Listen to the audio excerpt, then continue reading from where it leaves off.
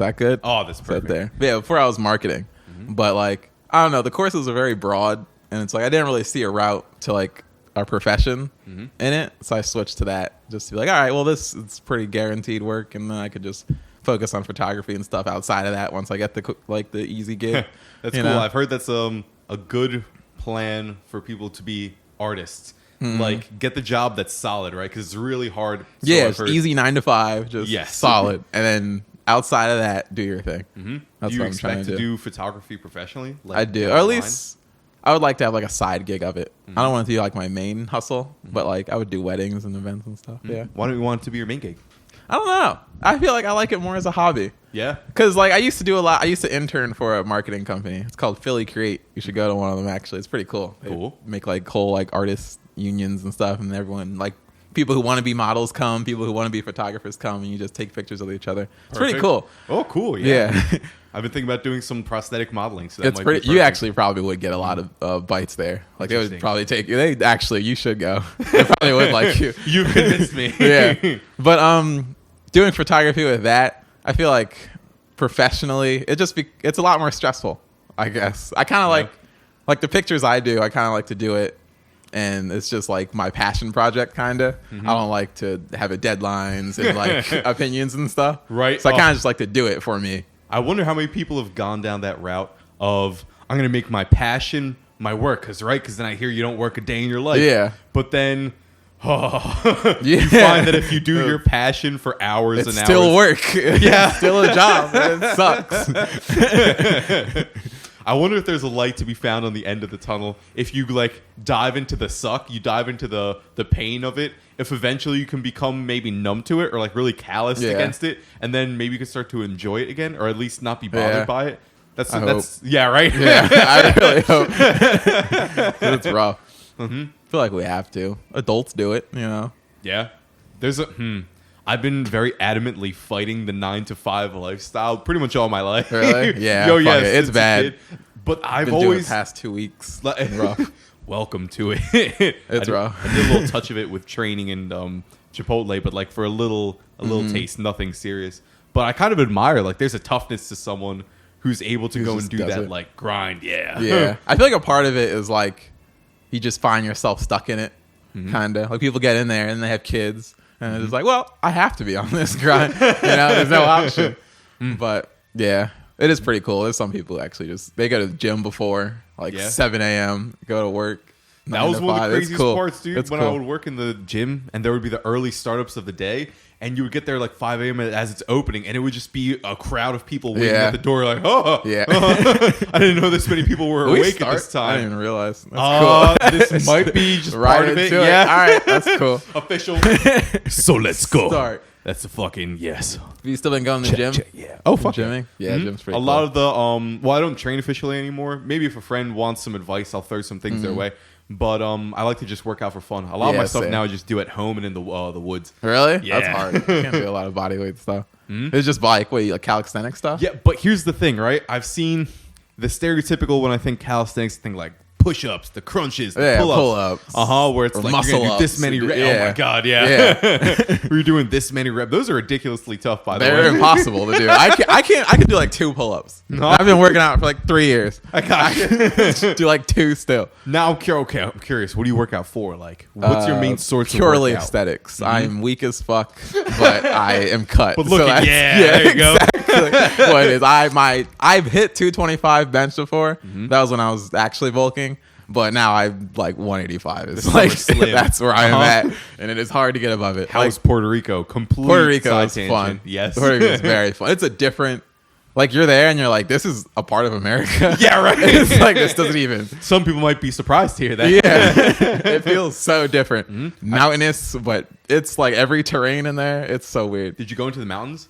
Yes, because I went with Christian's family, Christian Melendez, and like we stayed in like just their family houses and bounced around. So we like got the actual in Puerto Rico experience. Did you get the homemade, the rice and beef? Oh my god, yes, they made mofonga. You ever have? Oh my! The one thing though, all Puerto Rican food is fried, and you do get all of it by the end of it. would get tired of it by the end of it. Especially combined with the heat. I know. Yeah, staying cut is difficult to do with all the fried food. If I had mofonga and chicharrones on it, that I felt terrible afterwards. But it was so good. It was so good. Isn't that the weirdest thing where you're like looking at it and you're like, man, I'm 80% full already, and I feel kind of good right now, but I still want to keep it, and I know I'll feel like shit afterwards. But it just seems so worth it in the moment. Delicious. You can't. I don't even know where to get it here. Is that anywhere good? Good, not that I know of. I'm afraid that if you went, it would just be like shaking your head as you eat it. Mofonga is a fried plantain bowl for those who don't. Right? Isn't that? It's like fried plantain in a bowl, and maybe with like some diced pork in it. And onions like and stuff. Some kind of meat for garlic. those who don't know. Yeah, that was good. Shit. It was very. Or good. did you go to La Placita? Yeah, that was cool. That was very cool. It's fine. That was very cool. It was just different seeing an all-day party and just. And it's not even like. It's fine. It's not even like. The vibe is different of that all day party. Like it doesn't feel like a dirty all day party kind. It feels like I don't know, about the college like days. Yeah, exactly. Yeah, it doesn't feel like that. It feels like just an uplifting, like we're having a good time kind of party. You don't see kids who have like never drank in their life getting like super wasted, getting trashed and all over the place. Like fainting in the grass. Yeah, it's not that. That's a different kind of vibe. But I was introduced to that by like my 60 or 70-year-old cousin. This older lady. Wait, to college dated you? No. Rowan? Bro, she's cool. Still in it. That sounds very sad. Yeah. Oh my God, like the oldest guy at the club. I just like, you shouldn't be here, man. It's like, please leave. No one wants to tell you, but it's time to hang it up. Time. Yeah. Well, I've heard them described as like spoiled fruit. It's like, yeah, shouldn't be on the shelf anymore. But no. She did introduce me to La Placita, and it's like wow, that's cool. Yeah, that's funny. 7-year-old. And she's just kind of walking by. She's like, tell me when it's hype. We didn't go there for the real crazy part. She's just like, you know what? I see you're young. Welcome to this world. Wow. I danced around it when I was younger, but now pass it on. See, that's to so you. cool. Like that, even 50 years ago, we were partying down here. It's still a thing. Close it off the block. But it's really cool. I went to, it was kind of morbid, but I drove by like a massive like graveyard. Yeah, and they like bury them in cement over there in the mountains. Yeah, it's pretty interesting because they like cement bury them because like there's so many storms in Puerto Rico that it would pick up a coffin if they're buried like that. So they just put them down in cement. It's pretty cool. Actually, there's a chance you went to the graveyard that my grandpa was buried in. Really? Yeah, because I went there a few years ago. It's like first mountain, time to see it. giant, yes, in the mountains and fucking huge. Like, easily the biggest graveyard. Like, huge walls like, around it. Yeah, I think so. Yeah, and there's some parts you can just see over it. Yeah, it's pretty crazy. You might have that actually is the most giant graveyard I've ever seen. It is like TC size, probably bigger. And it's weird that that's just hidden in the mountains. Yeah, like you could turn a corner on a hill and there's just like a little town of graves. There are some tight roads. That's a very big tangent, but that's an important tangent. There are some tight roads in Puerto Rico, and people on horses doing it. People doing it. There are people on horses, kind of barely making it up the hill. Yep. I drove with a cousin who had to turn the AC off every time he went up a hill. Why? I assumed it would just burn out more the car. Power. Yeah. Yeah. Oh my God, those on rainy nights. And and they're like, it's like the size of one lane here, but it's 2 lanes and it's around a mountain with no rim. And it's like, dude, I think people are hardcore now if I see them walking along like the Black Horse Pike. But I see people walking around like little kids. Yeah, I would never. That's crazy. Dude, you ever just look outside the window when someone else is driving and just let your focus wander to wherever? I did that in Puerto Rico and I just noticed he seemed like 10 or 13 driving this big ass truck, like a garbage truck size thing in the mountains. Yeah. It was like, how does that even work? Is he allowed to? No. All right. Okay. Anything goes in Puerto Rico. Literally. Oh, so what? Do you have any stories?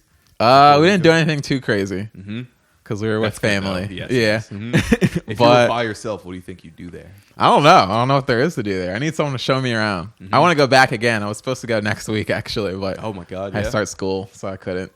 I got the new internship. Yeah. Have you done anything? I want to hear. I'm curious now. Done anything crazy in Puerto Rico? This isn't on the crazy party side of it, but this is a little wild. I was going through one of the I guess ghetto, although I don't exactly like to call that, but it was essentially a ghetto, right? I went there to do volunteer work for a little while, and that's a funny separate story. But I went there and I'm getting driven by one of the locals to this area, and I'm there to help this old couple throw out. So this is like a 4-story house they live on, very slim, kind of broken down, right? In houses are incredibly cramped next to one another. Yeah. Like imagine the aluminum wall scene with like very lot of trash, all that. And as you're driving there, you see enormous stretches of street completely flooded. And she's just pointing them out as we're driving, like, the filter system here just what the heck? Yeah, like it has. Was it raining at all, or is just not very recently? It was just been stuck there. Yeah. And so we're going. We get there, and the reason we're going there is when the hurricane hit a few years ago, the one that really fucked up the island. I forget the name, Maria, I think.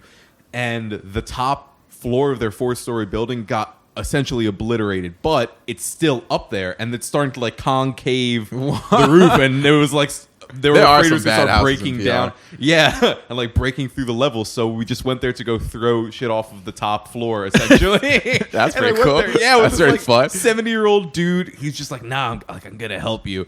And by the way, I speak like no Spanish, so this was always fun moving through that. It's always a task. Yes, right? It's you like, learn the importance of body language. Yeah, you do.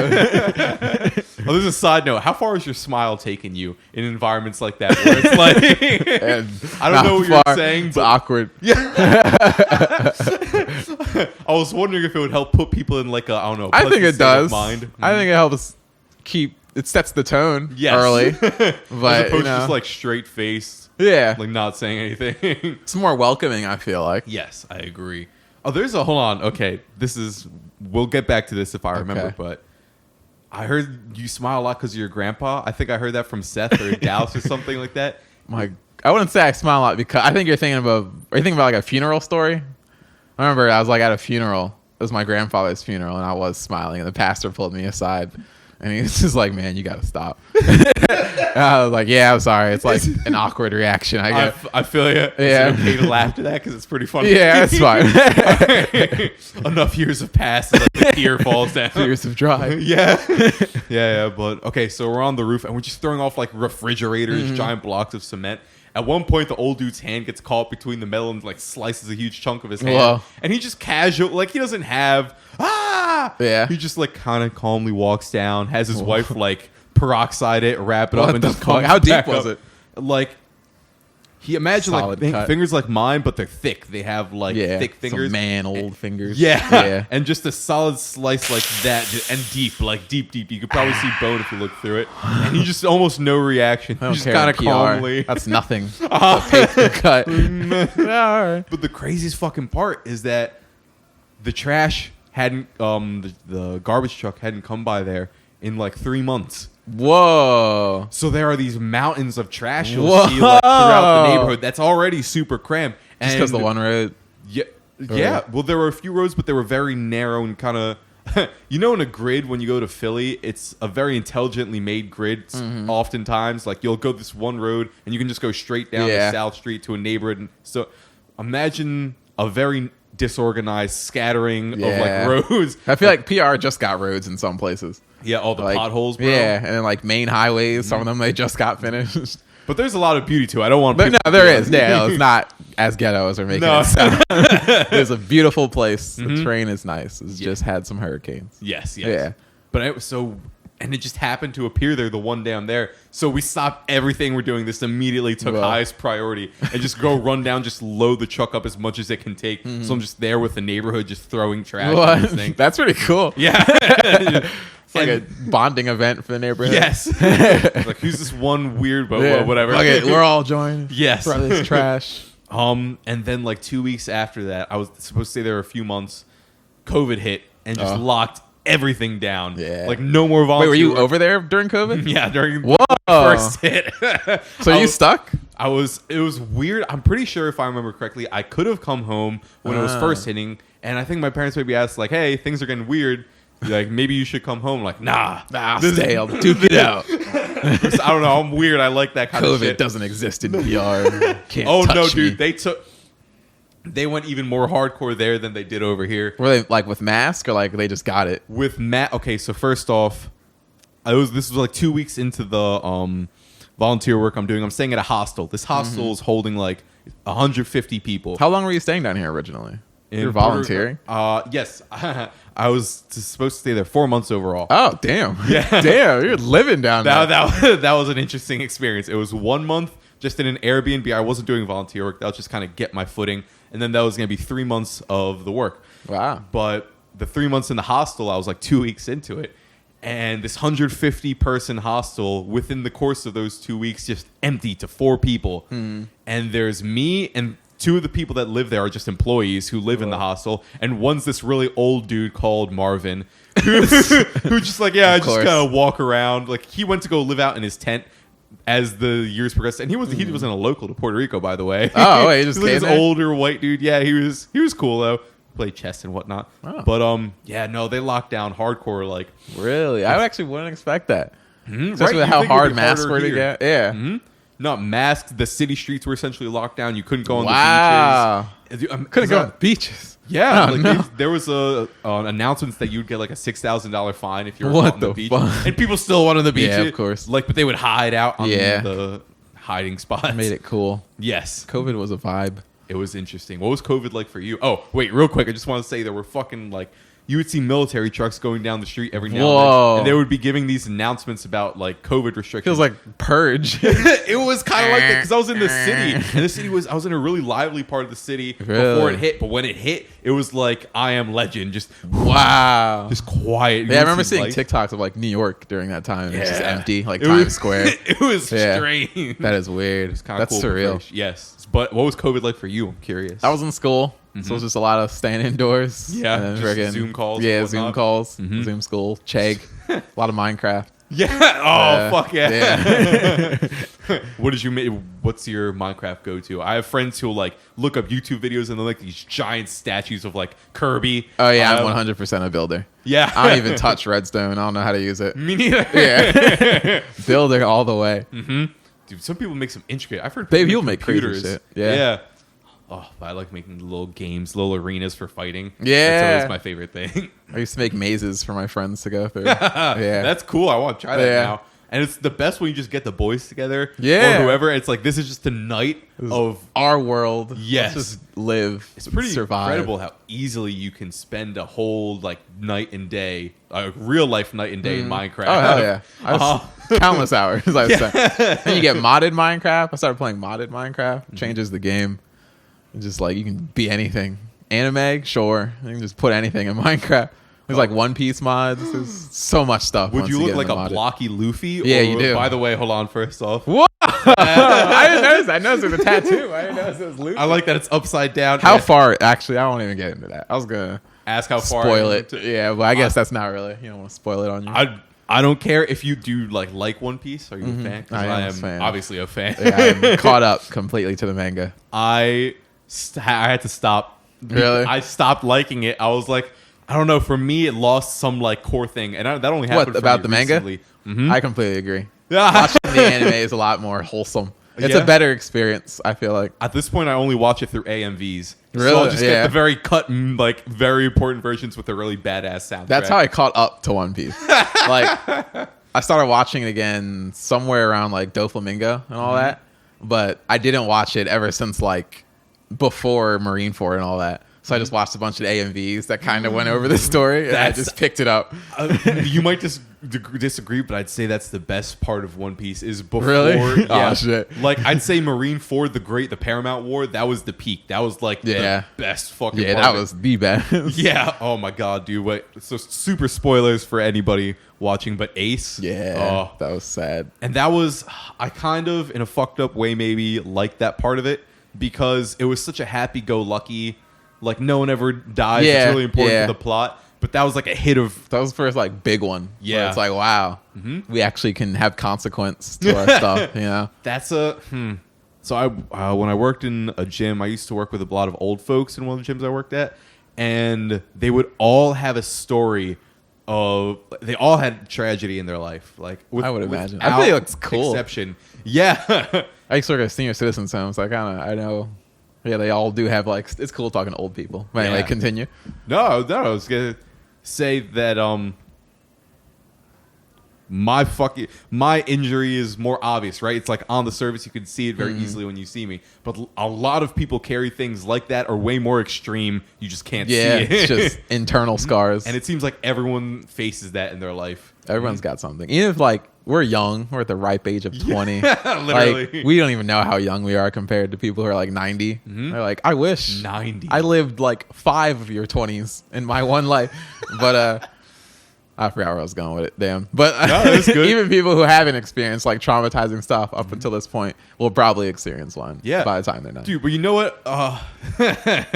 It's weird because as I'm looking at it, as time goes by, as you add time to the tragedy, and maybe with how you respond to it, that may have been one of the best things of my life, like in a strange way over this time. Yeah. Wow. And it's really fun. That's really cool. Yeah. Cool way to look about it.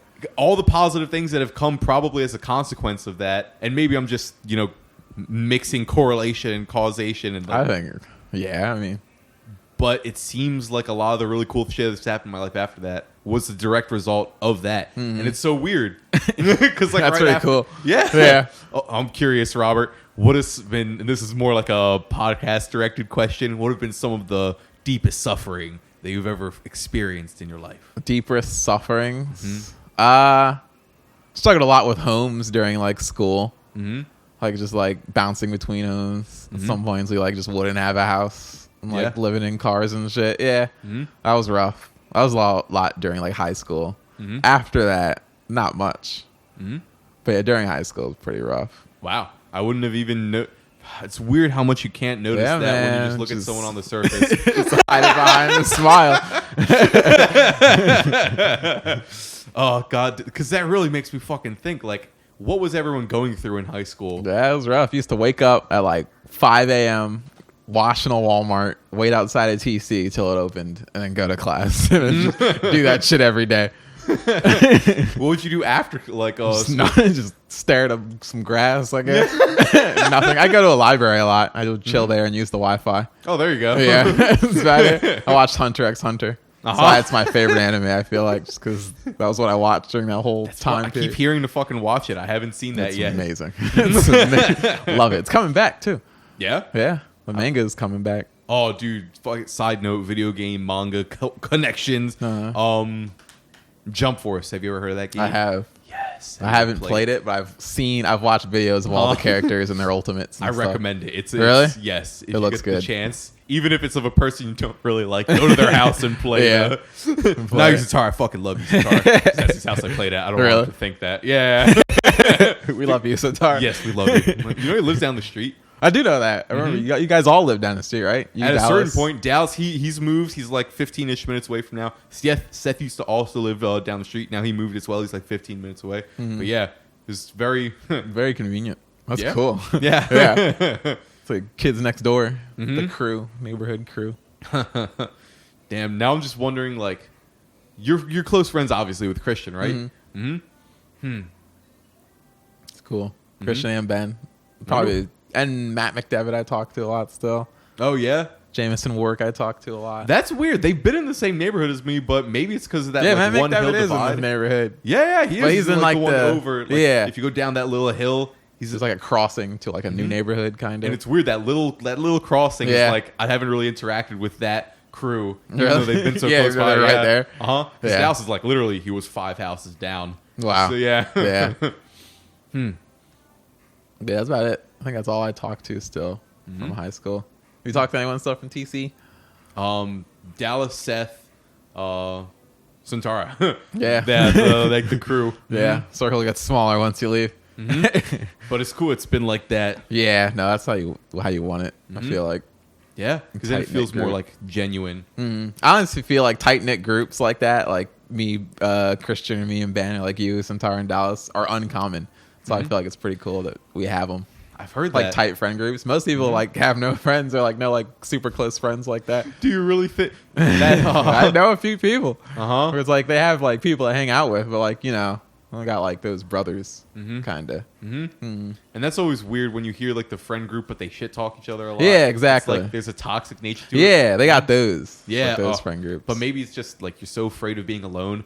Yeah, you deal with it. Yeah. That really talks about the pain of loneliness. Yeah. to kind of do a diversion from the more happy trends, because I keep have you noticed that as like a big theme in people's lives, just as you're going about living yours? What, loneliness? Yes. Yeah. Definitely been lonely at some times, but I'm an incredible introvert, so. Oh, that's good. Yeah, I'm fine with loneliness. I am so fine. I could spend days in my room, right, playing Minecraft. Dude, I fucking feel that there have been times where it's like like you say, spend days in the house just doing my own thing. Yeah, and I don't feel like I'm really missing. You out don't. on anything. And you walk outside, and it's like, damn, I haven't seen the sun in a minute. It's been a minute since I breathed. Yeah, damn. Oh man, what's your favorite sort of environment? Like nature, city, suburb? I'll use those as the main.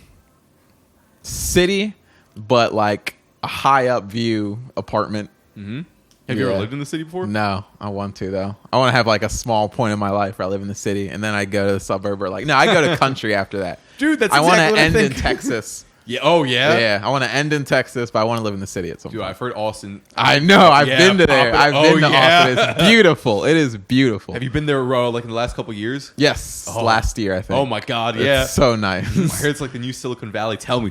It's like hipster central. It was like super hip. I was in like the college area, so it's like super hipster. It feels like a city, but like not a city kind of. It feels like a suburb city. It's like a smaller city. You still get that city vibe kind of, but it's not like people are nice. overwhelmed. Yeah, it's not like crowded. There's still spots where it's like there's still like single households and stuff. It's really nice. That's funny. I've heard people in like Texas are absolutely pissed off at people in California because they're like been flooding in. Yeah. Austin is. Yeah, that's how Austin's a more wholesome California. Have you ever been to California? Yes. What are your thoughts on California? I had a strange experience. It was beautiful. I had a very lovely time when I was there. But quick side story: while I was there very recently in the last couple of months. Oh, I was seeing my brother. He lives there, and I was seeing my niece and nephew, and we're hanging out in his neighborhood. He lives in a nice neighborhood, right? Like you see higher end Teslas, BMWs, that sort of shit. So you would think crime and all that is not existent in the area. But I'll compress this into a very short story because I said it before on the podcast. But sure, I was threatened by a homeless man with a bike lock whip who had like a spike on the end of it. Oh, yeah. Wow. He whipped out Dead Rising weapons on you. It was just like it was easily the scariest shit I've ever experienced in my life. And it's like, oh, you think you've had a little bit of mixed martial arts training? It's like, you can handle yourself, but I need a lot more. In the moment, yeah. If I see a man flailing around an unorthodox weapon like that, like, he's not sane. He wasn't like coming up to I don't know how to fight this man. There's no rules here. Yeah. Oh, that was a different level. So that was a bit of a... And it's weird because I've heard anyway, the homeless problem and the crime problem in California kind of picking up. Yeah. But then when you notice you're in the Garden of Eden, so to speak, the safe neighborhood at higher end, but you see the snake coming. Like, it can always get into the paradise, so to speak. Yeah. Into old religious metaphors. But that was an eye-opening fucking experience. So yeah, Cali was nice. I'm glad. Yeah, Cali's all right. I've been to Santa Barbara. Very beautiful, but I don't like the people. Yeah. No offense to California. I'm sure they're great people. I'm just saying it's kind of fake over there. You know, it's just... I don't know. Everyone's got like a motive, an ulterior motive over there. Food sucks too. Wait, if you go to sushi bar, what did you try to eat there? That's important. Yeah, it's true. Did you try to eat pizza? Because you can't go from Jersey to... No, you can't. And we have, and you can't. I had poke bowls. I had a poke bowl there. It was all right. I had... What else did I eat down there? Like buffalo chicken fries, I guess. I don't know. Just food. It's like... less flavor. I don't know what it is. It's just not as good as over here. It's weird because you hear so much diversity in Cali. Sushi I hear is really good there. Probably. And maybe if you go to the southern part, like the more Mexican foods is good. Yeah, I hear their tacos are thing. Like, yeah, you get a lot of good like Mexican food over there. I guess I haven't had it all, but Austin, I gotta see. Santa Barbara was a little underwhelming with their food. It's like, you know, they have a lot of things, but all the things weren't done well. Kind of. I love California. I don't want to diss the place. It was a fun experience. You just need to, Dude, the way we've described update Puerto the Rico spice and cabinet. California, they're both amazing places. If you go, you'll probably have a great time. But they're trash, and I know. But yes, updating the spice cabinet. That's a weird theme when you prioritize like amounts of things over quality of things. I'd rather have I was talking to Christian about this, but I prefer small menus over large ones. Like I want like a Chick-fil-A menu. Where they have like 4 sandwiches. It's all chicken. Yeah, it's all chicken, but they're good, you know? Yes. If you have a big menu, it's not all good. There's like half of it's probably bad, you know? Half the stuff they like never really order. Yeah, so they they're never not used have- to cooking yeah. it. Never really, Oh, Chick-fil-A, dude. Love it. Yeah. They found something fucking golden. What do you think it is? Delicious. Yes, delicious, super clean, organized, like fast, efficient, polite. They're the best. They're the only spot that can be openly homophobic and like racist, and I'll And still eat like, it. Yeah, it's like, but it's so good. Wait, I haven't heard of the racist part. I've only heard of the homophobic part. I just threw that in there, but homophobic. If I'd add to the fire, make it.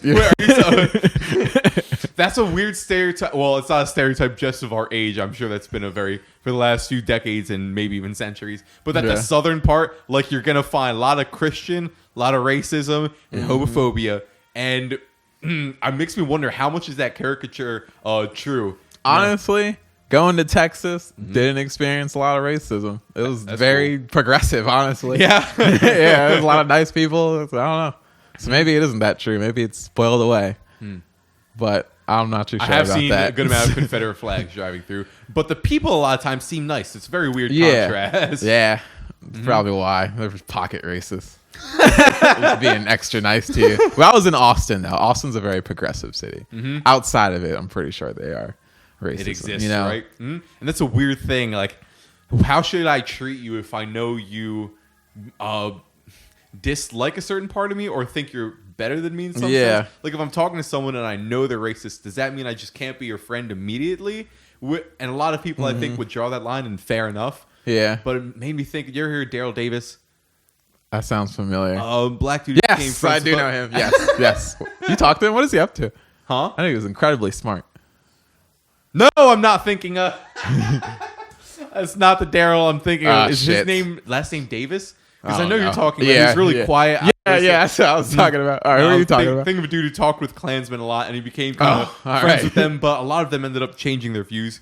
But the point is, I feel like a lot of people think if you hold that view, like we can't live in harmony together just because you hold that. But then I look at a Chick-fil-A, and it's like, you know what? They're kind of homophobic and maybe racist, as we've now. But I still don't feel like I shouldn't go to their stores. No. It's weird. Too cooked, too good. It's a win-win. I feel like if I ever met a racist person, I'd feel more inclined to show them they're wrong, kind of. But not like argue, but just be like, just the best man, kind of, in front of them. It's like, here's the door. Or like, you know, just be like, just a good person. So Killing them with kindness. Exactly, pretty much. It's a cool theme. Have you ever had to be aggressive before, Robert?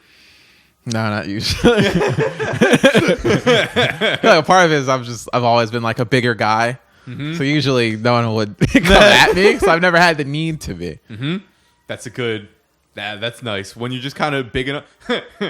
I heard a lot of bouncers. The qualification is essentially like, are you tall and kind of fit? Yeah. Like, do you look like you can fight? Fuck someone up? Yeah. Then you're good. And that's weird because you can know some like kung fu shit, jujitsu, where even if I'm small, I can fuck you up. But honestly, just a big dude, even if you're not trained, just enough throwing power. people around, enough power like that's a dangerous thing. Yeah. No, aggression's never really come up.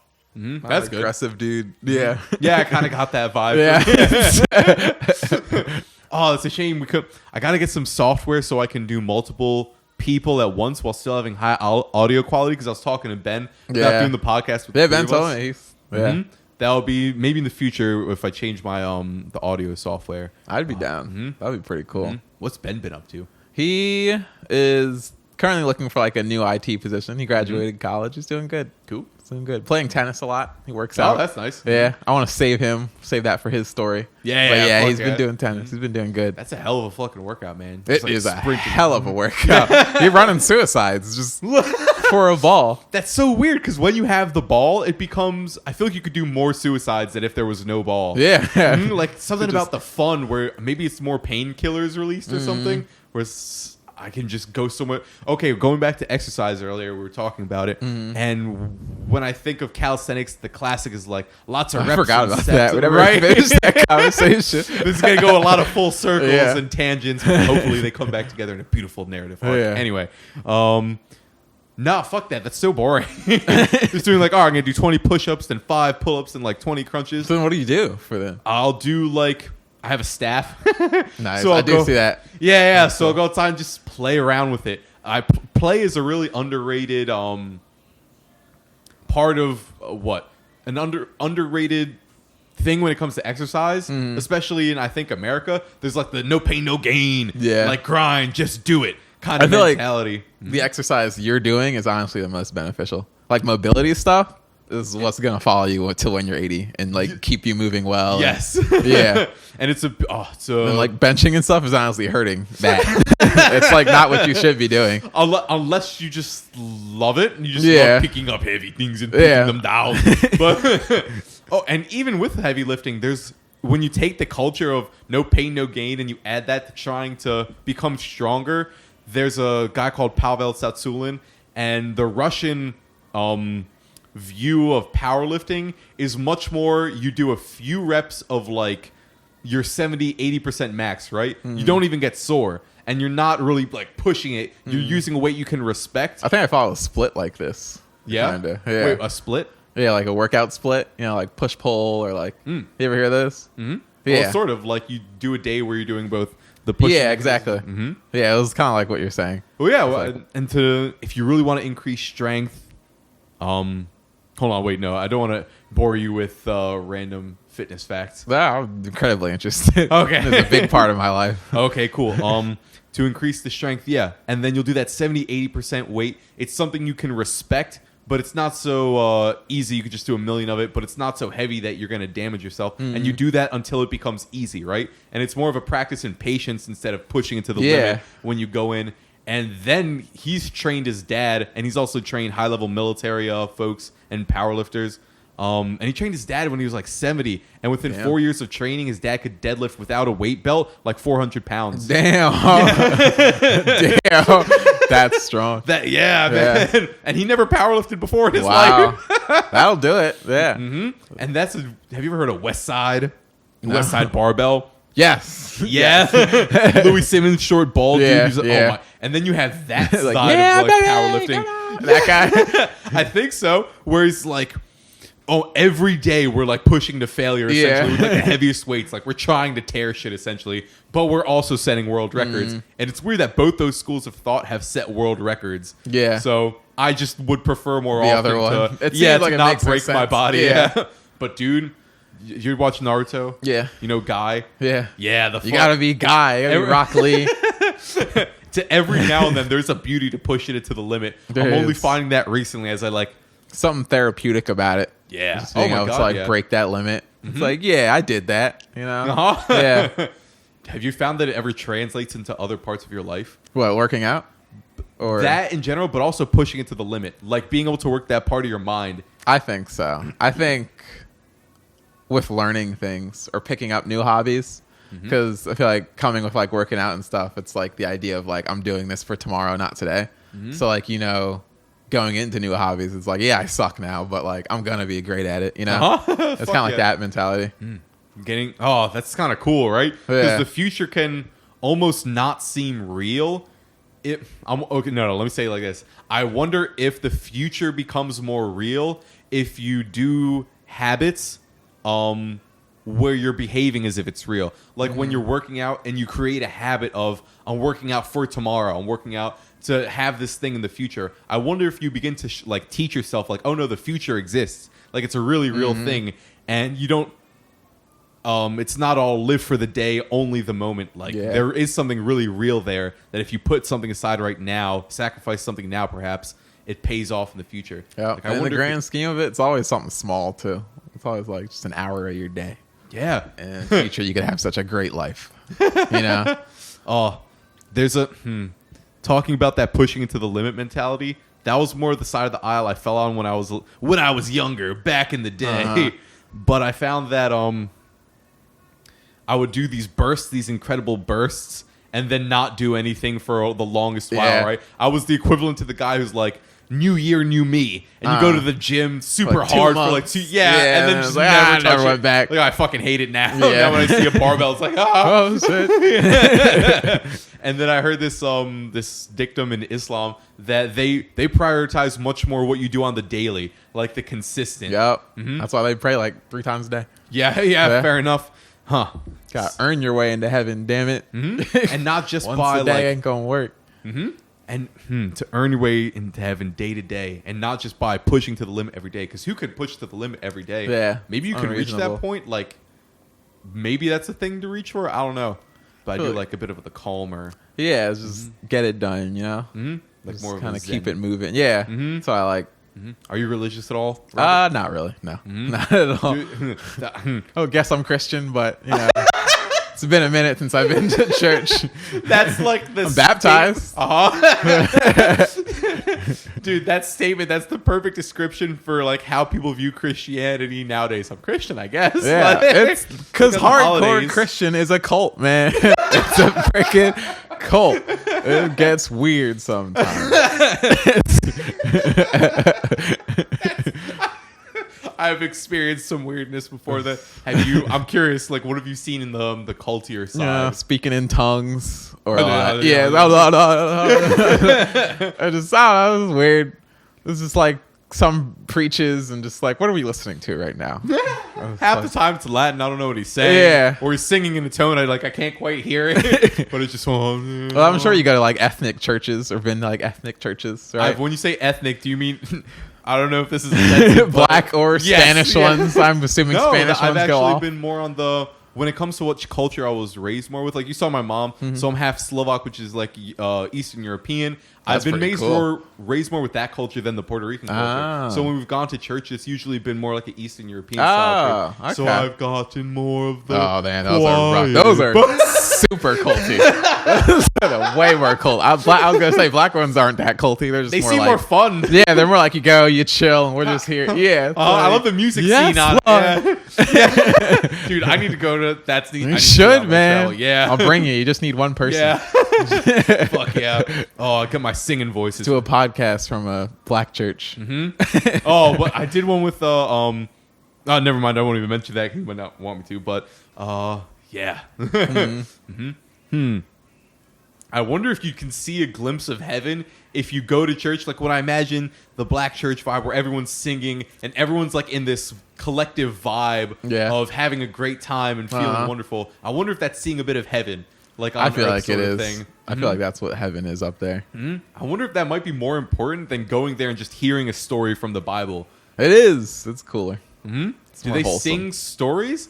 Like, they sing hymnals. I mean, I feel like you sing hymnals too in like your churches, right? Like the choir. Like, what is a hymnal? Oh, it's like the songs, but way better and more soulful and what. Yeah. Have you ever missed like you were missing out on something by not having religion? No. It's because I feel like I took away what I needed to take away from it, kind of. Like I feel like I took away the good morals that they taught and stuff, but I don't need to be there listening to how like an ark was built and the world was flooded. You know, like that's not real. But I took away the morals from it. Like what? Like just being a good person, kind of. How do you define a good person? Staying in your lane, but helping others when they want it. Kind of. I guess that's a hard question. Okay, I'll ask it. I found that it's a lot of times easier to explain in an example. In your life? Excuse me. Have you seen an example of someone being a good person, even if that was yourself? Trying to think. No rush. people go out of their way to like give back. I would say I don't really have an example yet, but I'm just kind of stalling really. But people go out of their way to do a good thing. Like my mom, she's like a nurse, and like she's a nurse who like actually cares about being a nurse, kind of like not there for the money. Like it's like this person needs me. I'll come in, I'll help him out because I know he'd like it, and then you know, pay it forward. Dude, that when I was in the hospital after I fucked my leg up, so I'm in the I think it's called the ER, wherever the really fucked up people get stored in the hospital, and fucking that was easily the worst part of like the experience short term. I had like all these tubes in me and whatnot, but the one or no ICU, sorry, and the ICU nurse that I had there, she made it such a more pleasant experience. Yeah, she was like this angel that would come by every make you now and heal then. faster. Yeah, like and Nurse Joy. Yeah. It was like the perfect example of like the heavenly mother coming down, and then when you get out of the ICU, you can tell the quality of nurse kind of goes down. It's like, you're not that injured. Yeah. Throw him on the couch, give him some food every now and then. But yeah, that seems so important. It's I would say. What do you have any good people examples or? I guess that. Yeah. Yeah, I guess that is. Yeah. And that's a weird. That makes good person is so broad, you know. Yeah. But I guess that's so much gray area there. I guess it's good that it's broad. A lot of categories. Yeah. Anyone can be good. You ever hear of the lollipop story? No. In short, a man makes a huge life-changing impact on someone's life and doesn't even know it. Like, he just did a kind of kind thing. Wow. He handed these two bored people in line a lollipop because they just looked so fucking deathly bored. And he's like, handed this guy a lollipop. No, sorry. He gave one person a lollipop. He's like, hand it to that girl who's right next to you in line. And then just kind of like a fairy. Whoa, that's pretty cool. And they ended up getting married. Whoa. So like from that one interaction, they didn't even know each other. Yeah. Aw. And so when I think of like how to make a good impact on the world, like how to live your best life, all that sort of jazz, and you see these big problems like climate change, political problems, this, that, and the other, and I wonder like what's the best way to tackle that sort of problem? Maybe in a strange way, for that person to be a nurse, that's the best way they can contribute to like to everything. Yeah, because that just seemed like she was on her path. Like it's like you're doing what you need to be doing. This is your like God-given freaking place. Your purpose. Do you feel like you? What do you feel like your purpose in life? I don't know. I feel like I haven't found it, nor have I hit it yet. But we're figuring it out. Is it something you want to find? Yeah, it definitely is. But I haven't really found it. I don't know. Like, I don't know. Not yet. Have you found your purpose? Podcasting? Pretty good. Thank you. Doing good. I found little glimpses of it, little glimmers, because that was definitely the biggest thing when fucked up the leg, all that jazz, was finding purpose afterwards. It wasn't trying to learn how to walk and all that. It was trying to find what am I doing? Yeah, because I had this goal I wanted in life, and now it's just kind of wiped away in a second. And so I've just been on the hunt afterwards, slowly building up momentum, trying to find purpose. And it's weird. That's awesome. I've almost found like there's a blueprint that exists for like thriving. Like Really? that there exists a blueprint, and that it can sometimes be very mathematical. Thriving. It doesn't always have to be this vague woo-woo thing like touch your soul and what do you mean follow by the light. What's the blueprint? One of the examples might be in psychology. You can find some hints of it there, right? Like a psychologist, behavioral psychologist might ask a person, there are these like 5 core things you need to be happy in life, roughly speaking, right? Yeah. Like, do you have any friends? Do you have work?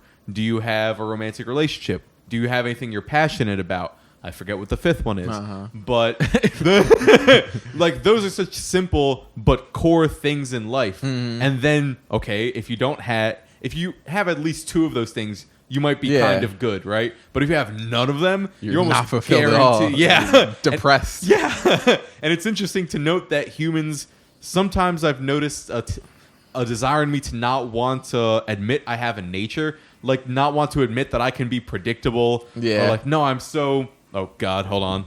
I'm like the person at the fucking movie. Turn my phone off. That's right. I'll use this moment to check my phone.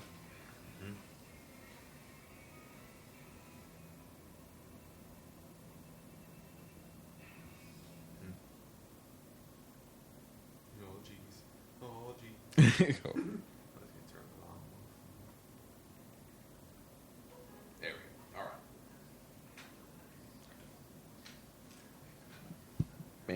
Where were we? Life. Brief intermission. Yeah. Key. Blueprint. Thriving. Blah blah blah. Oh yeah, and to realize like it can be as simple as, okay, here's this checklist, and if you don't have anything that's on this checklist, you're guaranteed to be depressed, lonely, very anxious, feel like hollow this pain inside, and it can be as simple as just check off some of these boxes and you'll start to live a much better life. Yeah. Because I don't know, I used to have this idea, and it's hard to put into words, but like, nah, there's some mysterious magical purpose I have to find, and then if I find that, everything will fall into place. But to a degree that's true, but there are also those very like, okay, this is a human, and when you put humans in this environment, this happens, right? Like the math to being a human, and you can find out that psychological realm a bit. And then I've also tapped a little bit into maybe the more old school psychologists, like shamans or religions, things along those lines. And you learn that some of these people have incredible control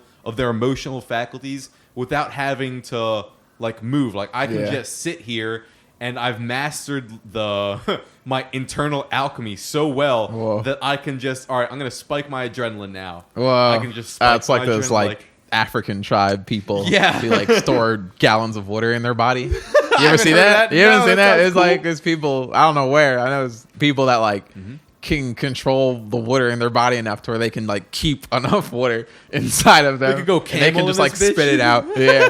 It's weird. That's pretty cool. Just go through the desert. You have like a little camel pack in your gut. It's pretty cool. Yeah, man. The degrees of control like you a can fire.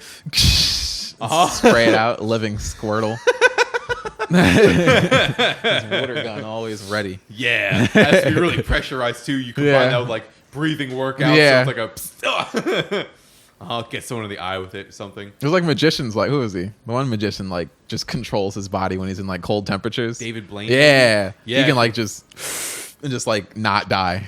In freezing temperatures. Did you ever hear of Wim Hof? No. The Iceman. Yeah, I have heard that. What podcast was I listening to? I think it was, like, Joe Rogan or something. Yeah, he was on Joe Rogan. He was on a few, but, yeah, man, he's a great piece of advice for me when it comes to figuring out how to live a good life. He did a really strange thing when he was 17. Instead of going to college and all that, he went to go live in this. He squatted essentially in this apartment complex that didn't have any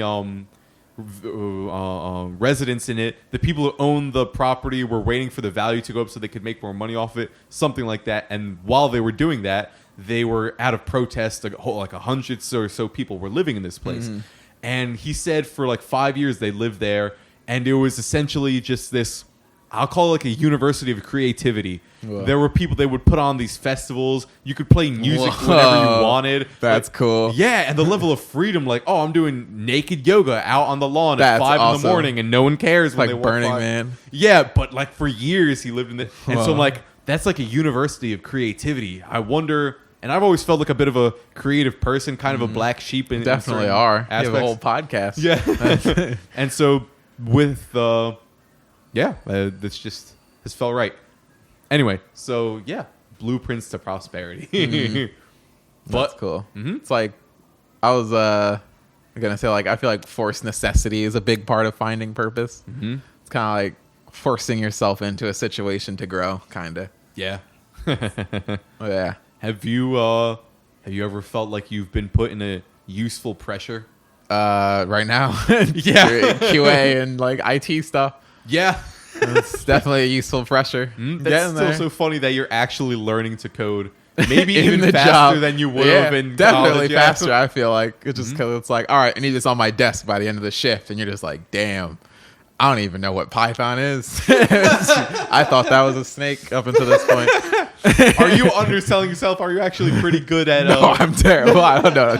I know SQL. That's like a way more basic code. But I don't know any other kind of hardcore code. How long have you been working there? You can pick it up. 2 weeks. I used to work at Amazon. That Amazon is... I don't know if you've heard about Amazon. A little bit. But everything you've heard about it is true. It is just that bad. It was exactly but that I want bad. my packages here now. I know. It was like I stowed. So I was like in a factory. It was nothing but like zzz noise because you can't listen to music. and the shifts are 12 hours long, and you're just stacking boxes just for 12 hours. And I know, you have 2 half-hour breaks, and they dock you for every, like, you have to be able to stack a box per every 15 seconds. Like, that's the speed you have to remain at, and they will yell at you if you don't hit that speed.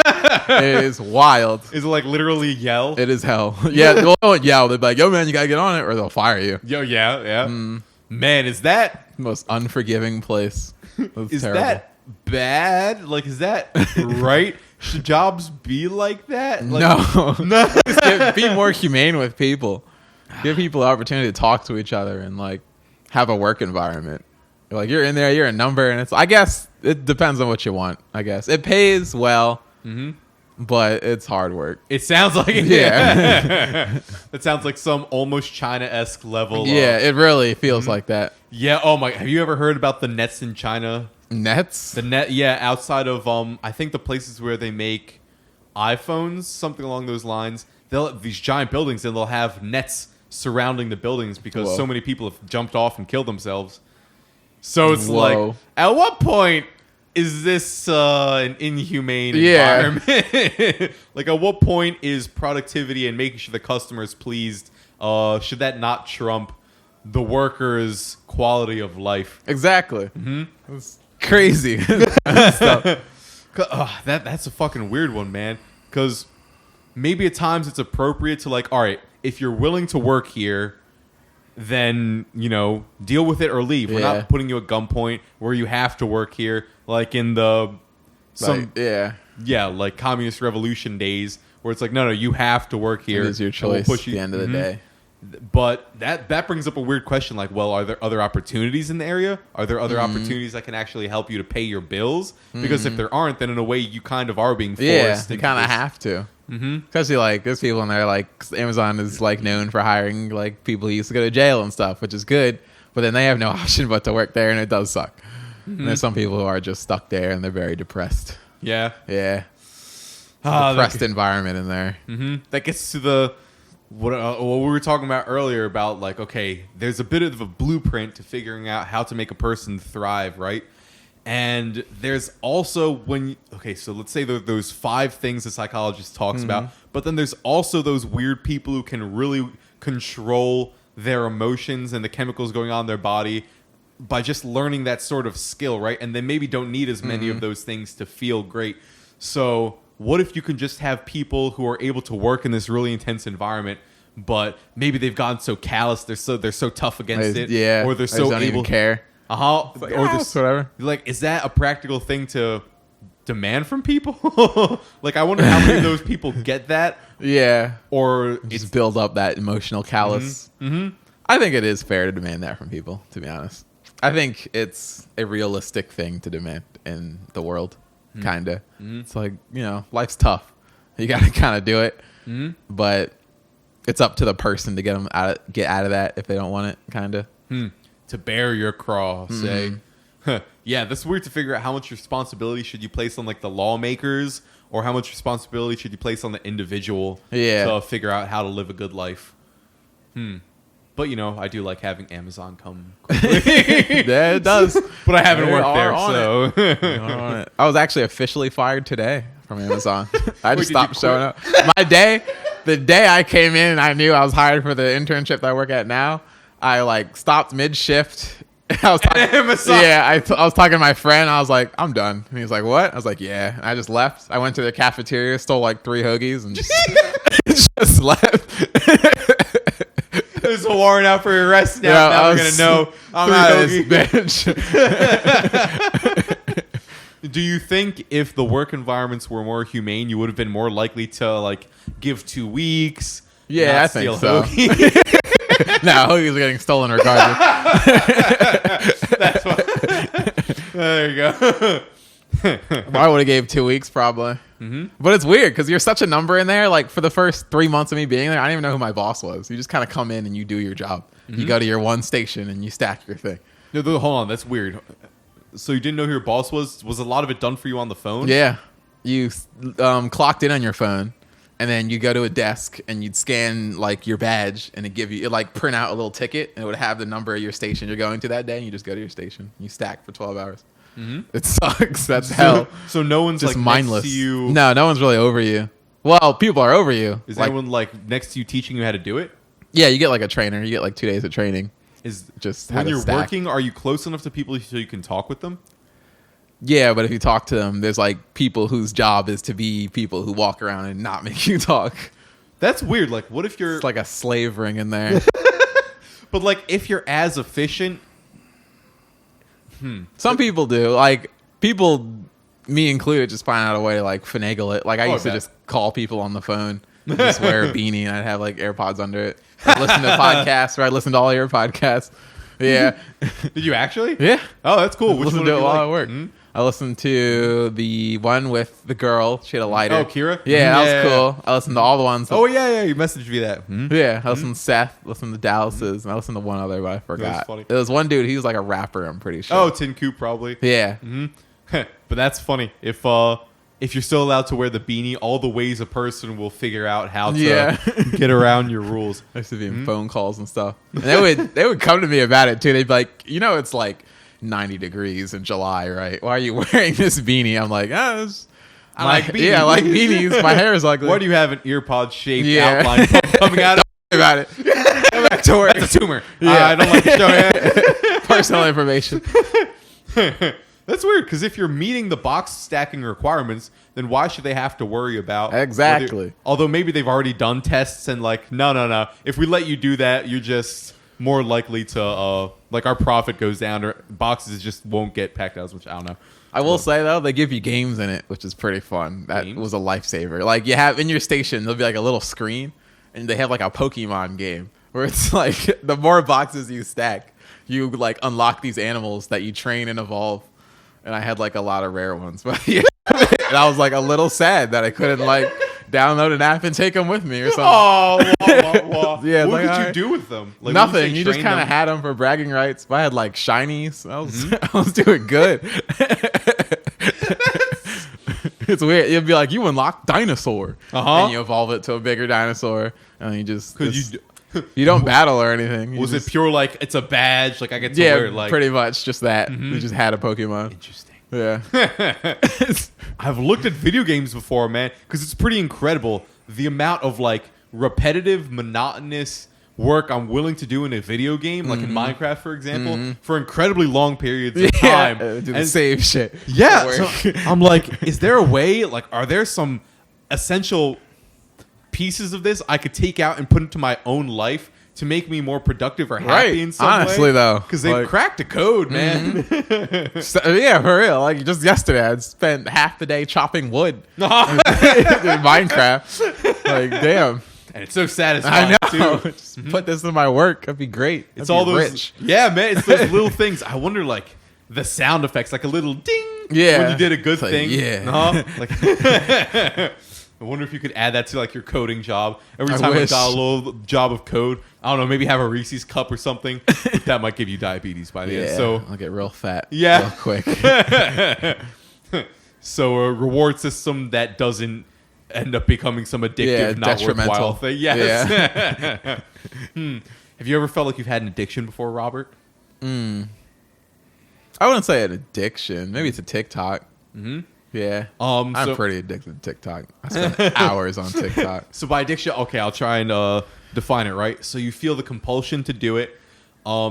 Maybe there's like a relief from pain or some discomfort when you're doing it. A little bit of pleasure or some pleasure associated with it. But afterwards, you often feel like regret that you're doing it. You feel like dissatisfied, like, ooh, I shouldn't have been doing it that long. Or you know what I mean?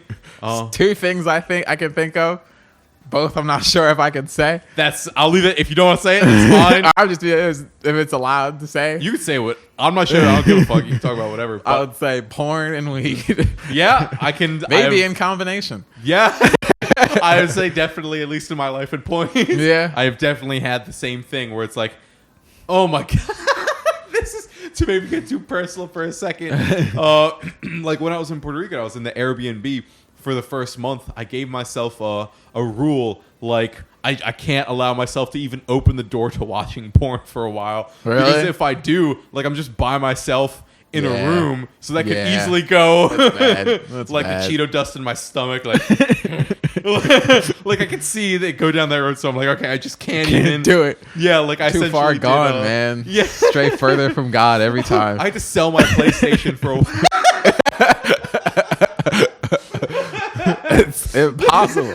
I can't sleep without it. Like I need to before I sleep. It's a good sleeping pill, I man. How am I supposed to get rid of it? I would. What has helped me is if you're able to use visualizations in your mind without using literally the phone.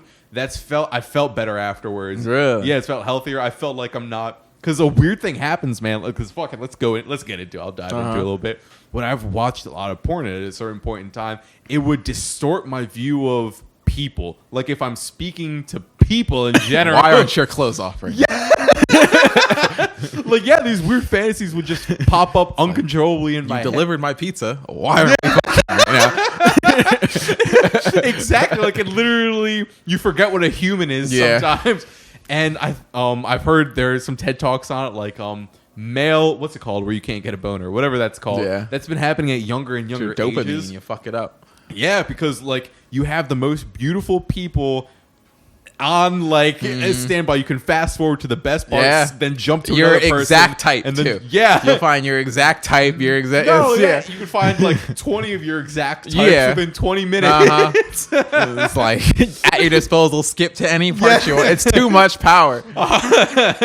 And so it literally will just fuck up the brain. So yeah, at least it's worked for me to like put that aside if you're ever entering the realm. And then you of, get down to actually have sex. It's like, what do you mean you're not flipped over like a pretzel and we're doing 30 positions? What is this? Oh, dude, and that's funny because it actually, I heard someone say this, and it's so true that becomes people's sex ed. Like when you're a kid and you have a phone and your sexual organs start to activate and you just have that at your fingertips. Like, fuck the class. Right. And school is trying to teach you, and this is what the urethra does. Like, no. You learn about it all from your phone, essentially. And then you get to that intimate moment with nothing a like person. it. Yeah. And if you try to implement what you saw in the video, it goes usually quite horribly wrong. It's just not even enjoyable a lot of times. Yeah. Like, this is not. Porn is very much a show. They're acting. Yeah, it's a TV show. Yeah. Which it's like watching reality TV and thinking like, these are the principles of life. Yeah, I should follow. Not true. Yeah.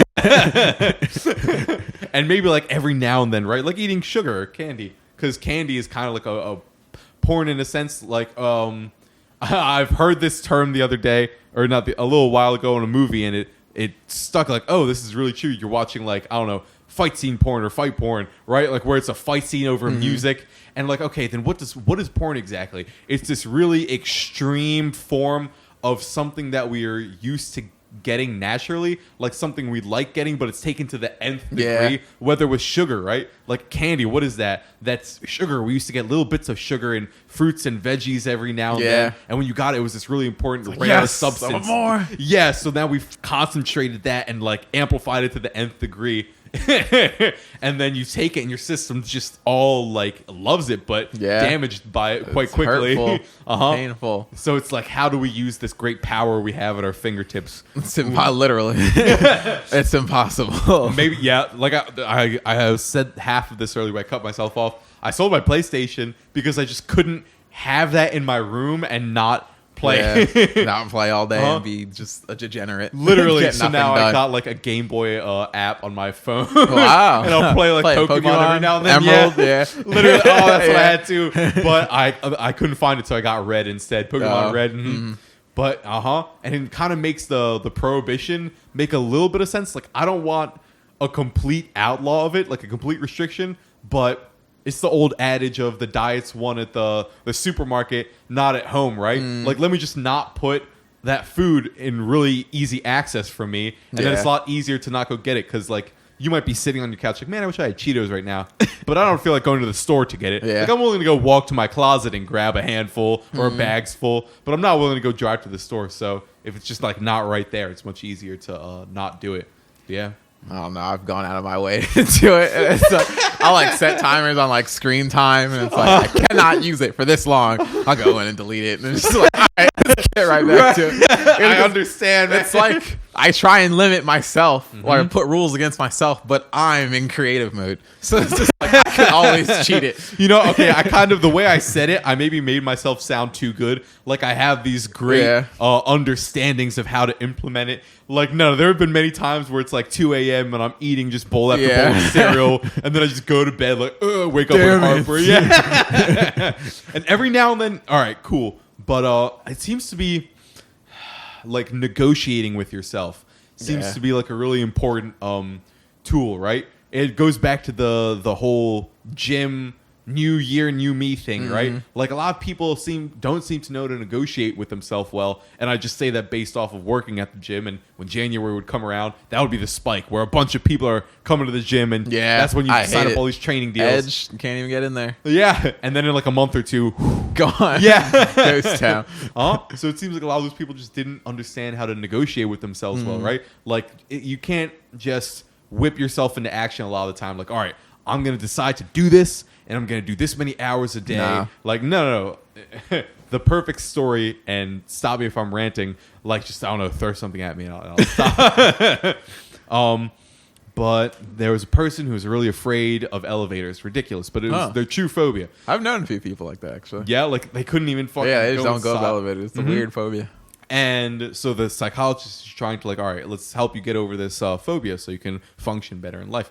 And can you go inside of an elevator? No, I can't go inside of an elevator. It's death. Like the elevator is fucking death. Oh, that's okay. That's interesting. Can you stand outside of an elevator and look at it? Nope, can't do that. Wow. Can you look at pictures of an elevator? Yeah, I think I can do that. I can manage that. Yeah. So you look at the pictures till you're bored, and then you go and you can look at the elevator now in person. I'm 20 feet away from the elevator. Okay, I can handle this. I'm 19 feet. I can handle this. I'm 18 feet. No, that's too close. Okay, 18 and a half feet. Okay. It's not so easy that I'm bored. Like I could do this all day, but it's not so frightening that I'm like frozen. But you're on this perfect medium part, like riding a wave, where it's like, okay, I'm a little bit more. I can handle this. Oh, back up a little bit and be willing to back up, right? Like I know myself. I'll respect myself. I'll back up, and then. And taking that principle, like the ride the wave principle, and applying it to something like getting over an addiction. Like for me with smoking, for example, because that was like a smoke weed every day. That was very much the principle. It's like blunts on blunts with friends, and that was just the norm. But I'm like, okay, this doesn't feel satisfying anymore. Yeah, eventually it's just like gotta not or at least like get away from it. Yeah, kinda. That's one of the big reasons I actually went to Puerto Rico. Is just to get away. I felt like I was caught in a pleasure trap. Like my friends are down the street and I can hang out with them all the time, and they're usually free to hang out, and there's always weed to go around and food, and I have my video games. Yeah, that is a fun. Yeah. Damn. I felt like I was trapped in an opium den almost. So like I just need some radical change. Something to just break me out. Yeah. So then I did that anyway, and that was very useful. But then I came back and lived here, and like, all right, now I have to face this again and find a way to handle it so I'm not overwhelmed. And then there's the How have you been about it?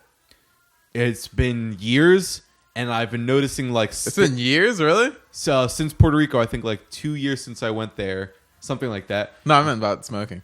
No, oh god, no. I still smoke. I smoke regularly. Wow. But, hell no. Oh hell no. Don't get me wrong. I still very much enjoy it, but that's the thing. Like I actually enjoy it now. Like it's funny. You'll see there's a serving amount on the weed containers. Yeah. Like, what's one serving size? And it's like a half a gram. Like it's some ridiculously tiny thing. I'm like, what happens if I actually just smoke that? And that's funny. The inspiration for that came from a really ridiculous place. I was in a circle and we're passing the joint around, and this one person takes the joint, and I only took like 2 hits. It was the first pass round, and the person takes it and they just hold it for like 10 minutes, but they're not smoking. They're just telling a story. And like, I didn't want to be rude and interrupt them. Like, can you keep passing I had the little fiend in me, like, oh, I keep passing the fucking joint. What are you doing? But then as minutes went by, I noticed like, oh wait, I'm actually like pretty fucking high from just 2 hits. Wow. And it took a few minutes to like big sink in. Break. No, but I was smoking decently regularly by then. But I noticed that if I took those hits and I just waited like 10 minutes, it would hit me. But if within that 10 minutes I didn't wait and I just kept hitting it, like, and then the 10 minutes passed and it would hit me, it would be like, and just like it's gone. So that introduced me to like, okay, I don't actually need a whole lot to feel a lot of joy, but implementing that was easier Hard. said than done. That's a lot of trial and error. And a lot of it just takes so much willpower. But the way I implemented it was very much the surfing technique, right? So it's like I'll smoke how much I want, but I'll reach a point where I'm smoking where I feel resistance, like, ooh, I shouldn't, man, I feel like I shouldn't be smoking anymore, but I kind of feel like I want to, right? And now that little fight in my head appeared. And when the fight in my head appeared, I would do the elevator equivalent, right? Like, okay, can I sit and hold it for like 10 seconds and not take a hit? Okay, interesting. I can take 10 seconds. What about 20 seconds? I can take 20 seconds. Okay, I want to hit. Like, I really want to hit. Okay, I'll take a hit. That's fine. And then slowly I'd start to notice, okay, now I can go minutes. Now I can go. That's clever. Yeah. And then it's weird, crazy how much it can start to grow. Wow. Yeah. Now usually if I go and smoke, if I smoke in the middle of the day, I'll take like put a couple little nugs in my little bowl, take a hit, and just put it down. Like, it's a good way. I'll implement that in all aspects of my life. It's super fucking useful. And it's crazy. That's just like a tool. Like, it's literally just like a screwdriver, right? And if you don't have the screwdriver, you're like, no, I just shouldn't smoke weed at all. I'll just never buy it and never look at it. But then the little voice comes up. Yeah. It's like, and the next thing you know, you're like running to the fucking dispensary. Have you been to the dispensary? Oh, yeah. I love it. You see Mike Tyson was at Cannabis? No. He was at the Cannabis like 2 days ago. Mike Tyson. Where's Cannabis? It's in Deptford, right near the mall. Oh. Yeah. That'd be so crazy. I wish I was there. Right? Did he announce it beforehand? Or He did, I think so. I think shortly beforehand. Line was like wrapped around the place. Mm-hmm. And if you want to smoke at some point, we can go sit on the front porch. I have some weed and bowl. That's Oh, cool. I'll leave that to you. I don't want to. After all this Actually, comments, can I answer a message real quick? Yeah, Let's fuck see. yeah. Just want to make sure the timing is all right with this. Oh, real quick. What time would you like to leave? So I don't want to like keep you I locked was here. wondering, will I be able to leave and come back? Or is that weird? No, that kind of works. Yeah. Did your plug hit you up? Yeah, he did. Yeah. If I can just like run to Walmart, just I have to go to Turnersville Walmart. Yeah, you're good. Robert has returned from his Walmart trip. Hello. All right, cool. I was checking something. Yes, Robert has returned from his Walmart trip with all the best bacon groceries around. What the fuck were we talking about? I have no idea. Where do you do your grocery shopping? It's leading somewhere. Walmart, Target are the main ones. Usually Walmart. Every now and then Target's just closer. Or occasionally ShopRite. I tried Wegmans. Yeah. That place is cool. Fuck yeah, dude. You forget Wegmans like it's freaking like gourmet grocery store experience. Yes. And did you see the little buffets they have there? Yeah, it's ridiculous. You could have a fucking Wegmans experience and it wouldn't be. It's not the same as if you've ever gone to like a Sam's Club or a Costco. No, it's like a little town in there. It's like the whole different experience. It feels like a genuine restaurant. It doesn't feel like you're at the Walmart buying from that little corner side. No. It feels like when you're going in there, you're buying grocery stores from a restaurant. Kind of. It's weird. I mean, buying groceries from a restaurant. Yeah, it's almost like you're buying groceries, but like the dinner, it's from a grocery store instead. So no, I'm just pretending to be really high. Okay. But yeah. I'm going to ask you a fucking ridiculous question, Robert. Are you ready? What is one of your biggest regrets or mistakes? Regrets or mistakes? And maybe afterwards, even something good that came out of it. I quit a sport in high school, I feel like. Like, I just wasn't feeling... I did all the practice. I wrestled. I did all the practice. And then right before, like, when they started wrestling, that's kind of when I just stopped. I was like, I don't really want to do this anymore. I always kind of regretted leaving that book open, you know? I wish I would have finished the chapter. But from that, I kind of feel like I realized that I really like fitness and, like, my love for fitness. I like the fitness side of sports more than sports. So then I just kind of carried on with, like, doing workouts and stuff. What about fitness do you like? I don't know. I just like the pushing yourself part of it. You know, I just like the day in, day out. It's like, I don't know, it's just so ingrained into my life at this point. It's like I like doing it every day. Like the daily grind, the routine of it. That's the word I'm looking for. Oh, interesting. That's a different type of push, right? It's like a marathon compared to a sprint sort of grind, and a whole other type of mentality to take. I want to get a little more of that mentality for sure. I've always been more of the sprint mentality, but there seems like a lot of good within that consistent push yourself. It's chiller, the consistent way. Yeah, like sprinting, you're stressing yourself out a lot more, and there's a lot more rest in between each sprints usually. Like I think Usain Bolt trained only like 2 or 3 times a week. Dude, really? Hilariously enough, yeah. What? Damn, he's just fast. No. It's because with the degree to which he pushed his body, it's the optimal way to train that was only 2 or 3 times a week. Wow. Like if he trained more than that, it would have just diminishing returns. He would have just started to break down his body too much. Do you know how he trained? What did he do? I would imagine some really intense crazy sprints, like intervals, maybe like I don't know. No, I don't. Suicides all day. Wait, what kind of workouts do you really like to do? We were talking about it a little bit earlier, right? I do push-pull. So Mondays will be like chest, tricep, shoulder. Are you a machine guy or do you like the free weights? I've been doing machine recently. I actually stopped doing every compound lift. I don't bench, I don't squat, and I don't deadlift. I just stopped just because kind of like, that's cool if you want to get stronger at them, but I purely want aesthetics, and I want to be strong but weak. I want to look strong but be weak. That's what I want to do. Like the bubble muscles? Yeah, exactly. So you're doing, I guess, like bodybuilder sort of workouts? Yeah. So it's mostly high rep, 8-12 range. Just there you go. decent weight, but not heavy. So what are you leaning towards, like a Bruce Lee or a Schwarzenegger? I want to be Michael B. Jordan, specifically Killmonger. Yeah. Specifically the Killmonger build of Michael B. Jordan. You might have to be strong. I know. No, there's a series of bulks and cuts I will go through to get there. That will be a bad but I will get there. I know. Yeah. I want it. I've always wanted. There with all the tattoos with the birds. Yeah. What gym do you go to? They do them both there. Oh, there. Fuck yeah, dude. Oh, I think I'd want to be like, I don't know, a chimp. Like, really? Like when you see the build like of Planet of the Apes, kind of something like that. Like I'm really limber. I can move around well. I like the functional aspect of it, just having fun with my body. Yeah, being able to throw myself or climb around things. Yeah, so like a chimp. But I gotta get more of that fucking long distance body because I like that slimness that comes from that. Yeah, and just being able to go on a long hike and just feel fine. Yeah. Like, oh, that's like that O'Donnell build. Yeah. You remember him, Mr. O'Donnell? Yo, fuck yeah. Yeah. That dude is strong.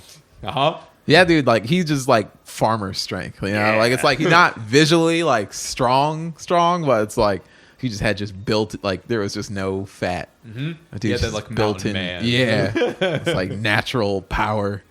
Yeah.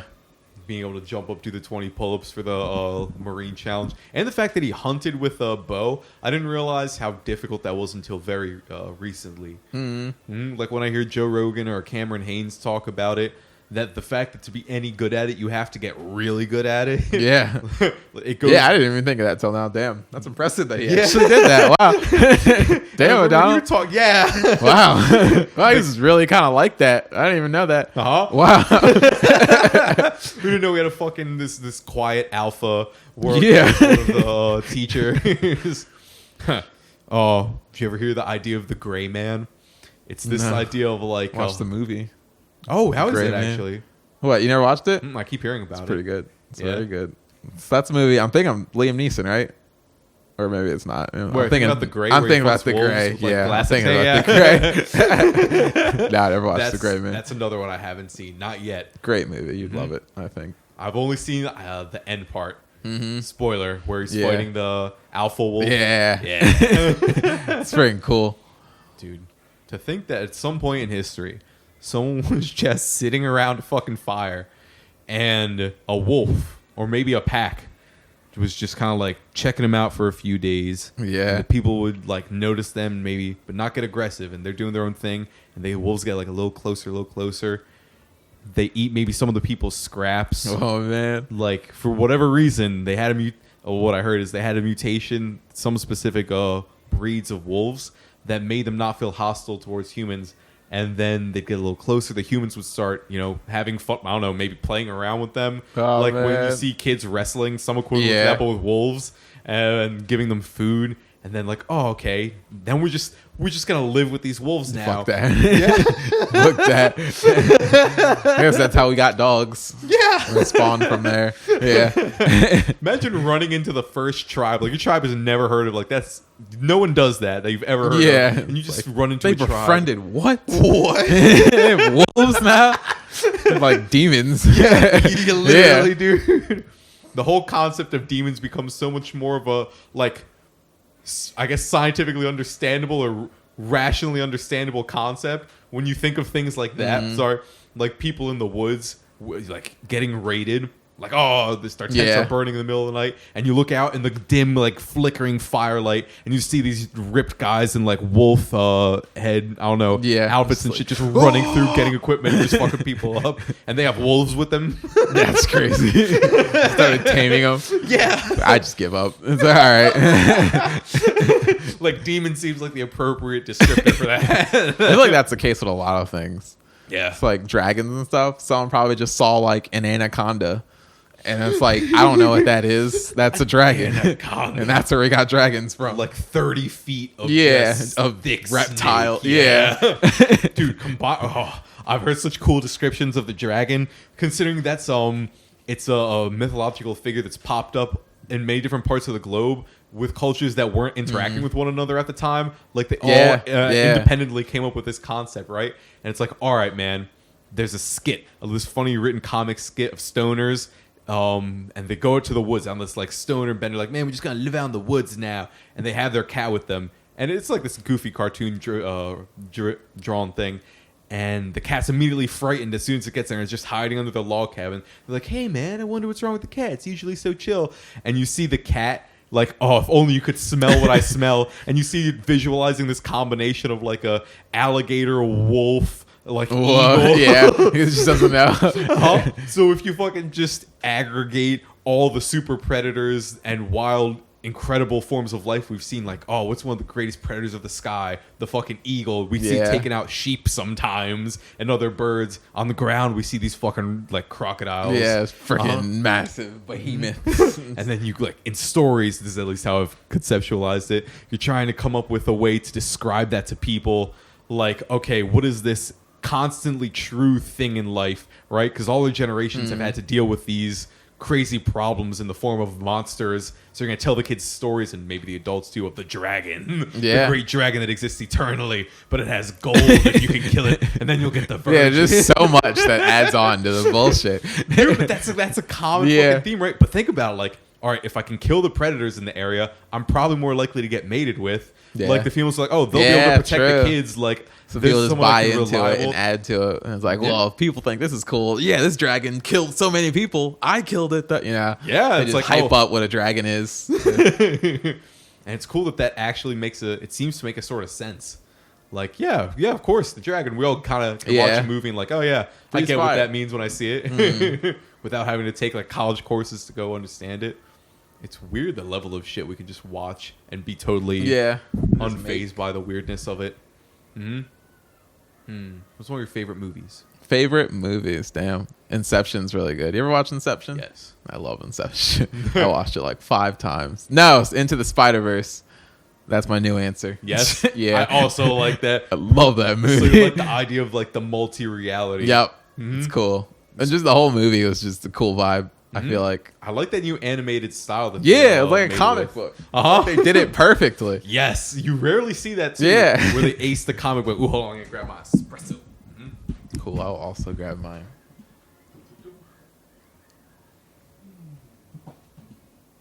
Are you big into caffeine? Kind of big. I'll go a few days usually without having some, or I'll have a cup. Yeah. I'll have a cup of this. And just slowly drink it for 2 or 3 days, and have it in the fridge, and sips here and there. Smart. Because I find that you don't get the crash if you just take a little sip, and it'll give you a kick. Yeah. And that kick tends to build up a nice momentum. So I'll just ride that momentum for a while. That could be 2 hours or something. Wow. All right, another little sip. Well, I started doing that. It's nice. Putting me on to a lot of neat tricks today. Good. I'm happy. I'm a caffeine addict. Yeah. Yeah, I drink so many energy drinks. Ooh, Okay. did you ever hear of Jocko Go? I haven't heard of Jocko. Yes. I tried it. I didn't really like it too much. I felt. How long ago did you try it? Because they've added new. Oh, it was a long time ago. I highly recommend trying the new flavors. Really? Because they actually made a big announcement, like, the creator of it. When I made these originally, I kind of just made them for me, and I like really mild tasting things. But I'm like, oh, that's stupid. Yeah. I'm making a business here. So they did a lot of adjustments and revamped the old flavors. Interesting. They were mild. That's why I was like, why do people like this? It just tasted like seltzer, pretty much. Right? Interesting. They have heard the customer, and it's very That's pretty cool. now. I like that. They But changed still it. very healthy. Yeah. Huh. Do you know how much caffeine is in this? Maybe like 80 milligrams, like as much as roughly 1 cup of coffee, maybe 75, something like that. Interesting. I might start drinking this. I gotta get off. I drink way too much. What's your energy drink of choice? I drink C4, Reigns. Oh my god, the hardcore shit. It's bad, it's bad. I get like 900 grams of caffeine a day. It's so bad. I drink like 3 C4s a day. Was that very And pre-workout. useful during?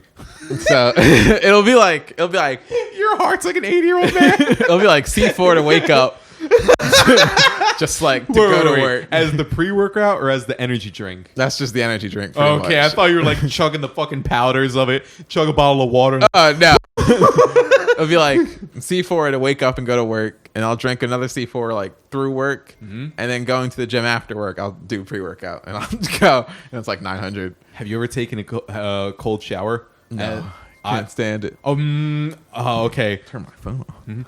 Wait. Oh no, I think I left mine off. off. Okay.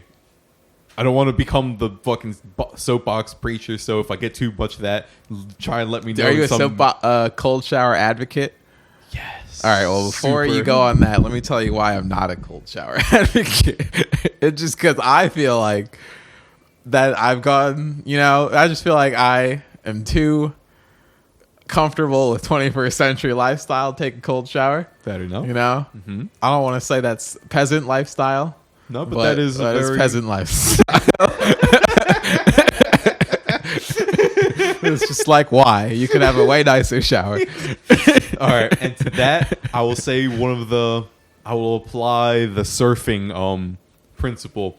So maybe have a really warm shower, right? The kind where it's like, I'm in a nice sauna, chilling, relaxing. And at the end of that, or maybe, do you ever get into a hot shower to a point where it's a little uncomfortable, Yeah, like a I little was like, too toasty? Yeah. No, not even like burn on impact. Like I've just stayed under heat for so long that I just start to feel like You're just hot and it's stuffy. In like there. yes, exactly. Yeah. If you ever get to a point like that, just turn it as cold as you would like. Right? That's It doesn't have to actually be not a fully bad cold. idea. And then a little bit of that and like, whew. And then you start to build a love for the cold. And then you also build a little tolerance for it, right? Yeah. So you a little colder, a little Wow. colder. And then you fucking start the day, start with a cold shower. Wow. I mean, that has to wake you up, right? Yes, it definitely wakes you up. I am. Yeah, that's true. Oh, another super cool wake up tip. If you wake up while the sun's out and you can't have glass in the way, it blocks a certain important light that really wakes you up. Get like 10, 15 minutes of sunlight in the morning when you wake up, and that Really? will Like going outside or? 'Cause yeah, You can't. Okay. that will Interesting. really and glass. Apparently glasses are fine, maybe because it gets in from the sides. Yeah. But yeah, I heard some performance professor talk about that. Sun does give energy, I feel like. You Oh, do yeah. feel like during those like 4 days stuck in a room, you walk out, you do like your battery does get charged a little bit. Yeah. Well, without fucking question, dude. Sun ray contact on your skin Yeah. activates many good hormones and chemicals. That's my most basic understanding of it. But yeah, I don't get enough sun. I need to get more sun. I feel that, especially since, like you said, indoor nowadays, like the shower equivalent, it's so comfortable, right? And that's such a nice thing. And sometimes there's not a lot of force behind the part of me that wants to break out of the comfort, right? Like I just kind of want to sit and I'm gonna watch TV.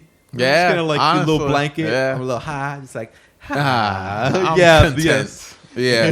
The Pleasure trap, man. I'm in a pleasure trap. I feel you. And then how to get that, it seems like a balancing act, right? Because you want pleasure in your life, at least Yeah. I think so. But then how to balance out the scale so it's like just the right amount. So hard. I feel you. Like I'm too extreme. It's like it's either I take it all or we'll take none. I feel that. My two options here. I've definitely been down that route quite a few times in my life. But it's like you said earlier, we are quite spring chickens, eh? Yeah. And it's interesting. I wonder how much it works. Like, you ever hear compound interest? Yeah. I wonder how much it will work like that. Like, if I start to focus on like finding that right balance now, and I get like 1% better over a course of a month, and then that starts to stack over a few months, or maybe I'm fucking 0.1% better every month. Still better. But then it starts to build this momentum, and I wonder if it can start to snowball. Because a lot of times it doesn't seem like a steady climb. It's like a exactly. Very slippery slope. But I wonder if we can get it to a point where it's like the graph is overall going up. Literally just focusing on it seems to be really important. Like, just spending time thinking about, like, okay, in the back of my mind, like you said, like we were talking about earlier, with Islamic people praying multiple times a day, like a constant reminder. I heard once that monks have to constantly do their chants and their prayers, because if they don't, they'll quickly lose sight of this the path, we'll call it, into the void of everything in the world. And right, sometimes that void's kind of cool to go into, the unknown. Yeah. Just kind of exist. It's so much going on. Okay, in the spirit of some of the questions I'm really fascinated in lately, I'm going to ask you, Robert, what is one of like the big points of pain in your life at the moment? Pain at the moment. Pain might be not exactly the right word. Things you don't want. Don't want. To go to school, I guess. I want to be done with school. I want to just be able to focus on my career and not have to do bullshit assignments as I do it. Okay, actually, then I'll flip more onto that end. What do you think is the worthwhile thing? Like, what do you really want in life?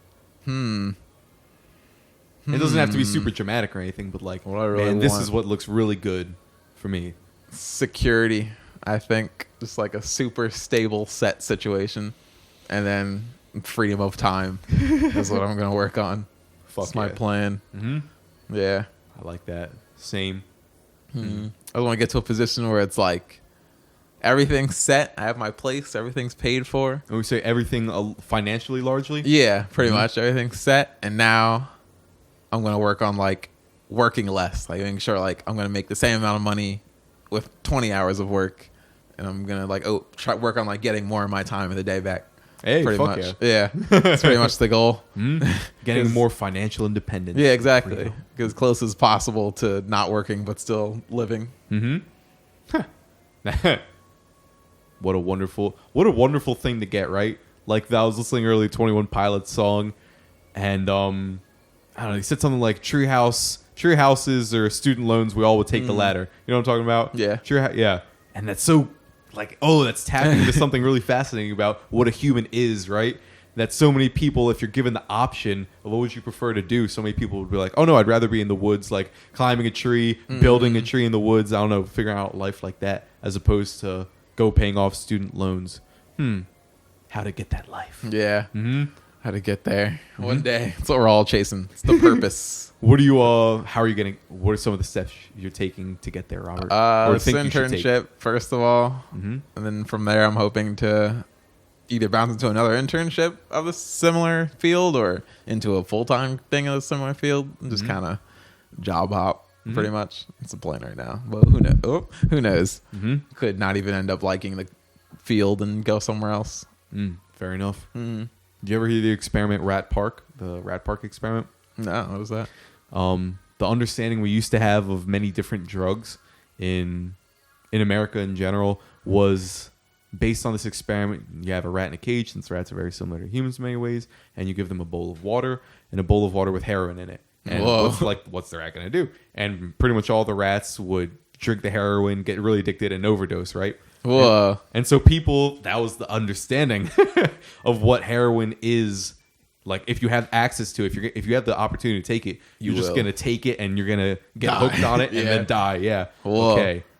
Right. And then, drug war, and that's very much the mindset behind it. But then some years pass, and a guy looks at the experiment and he's like, wait a minute.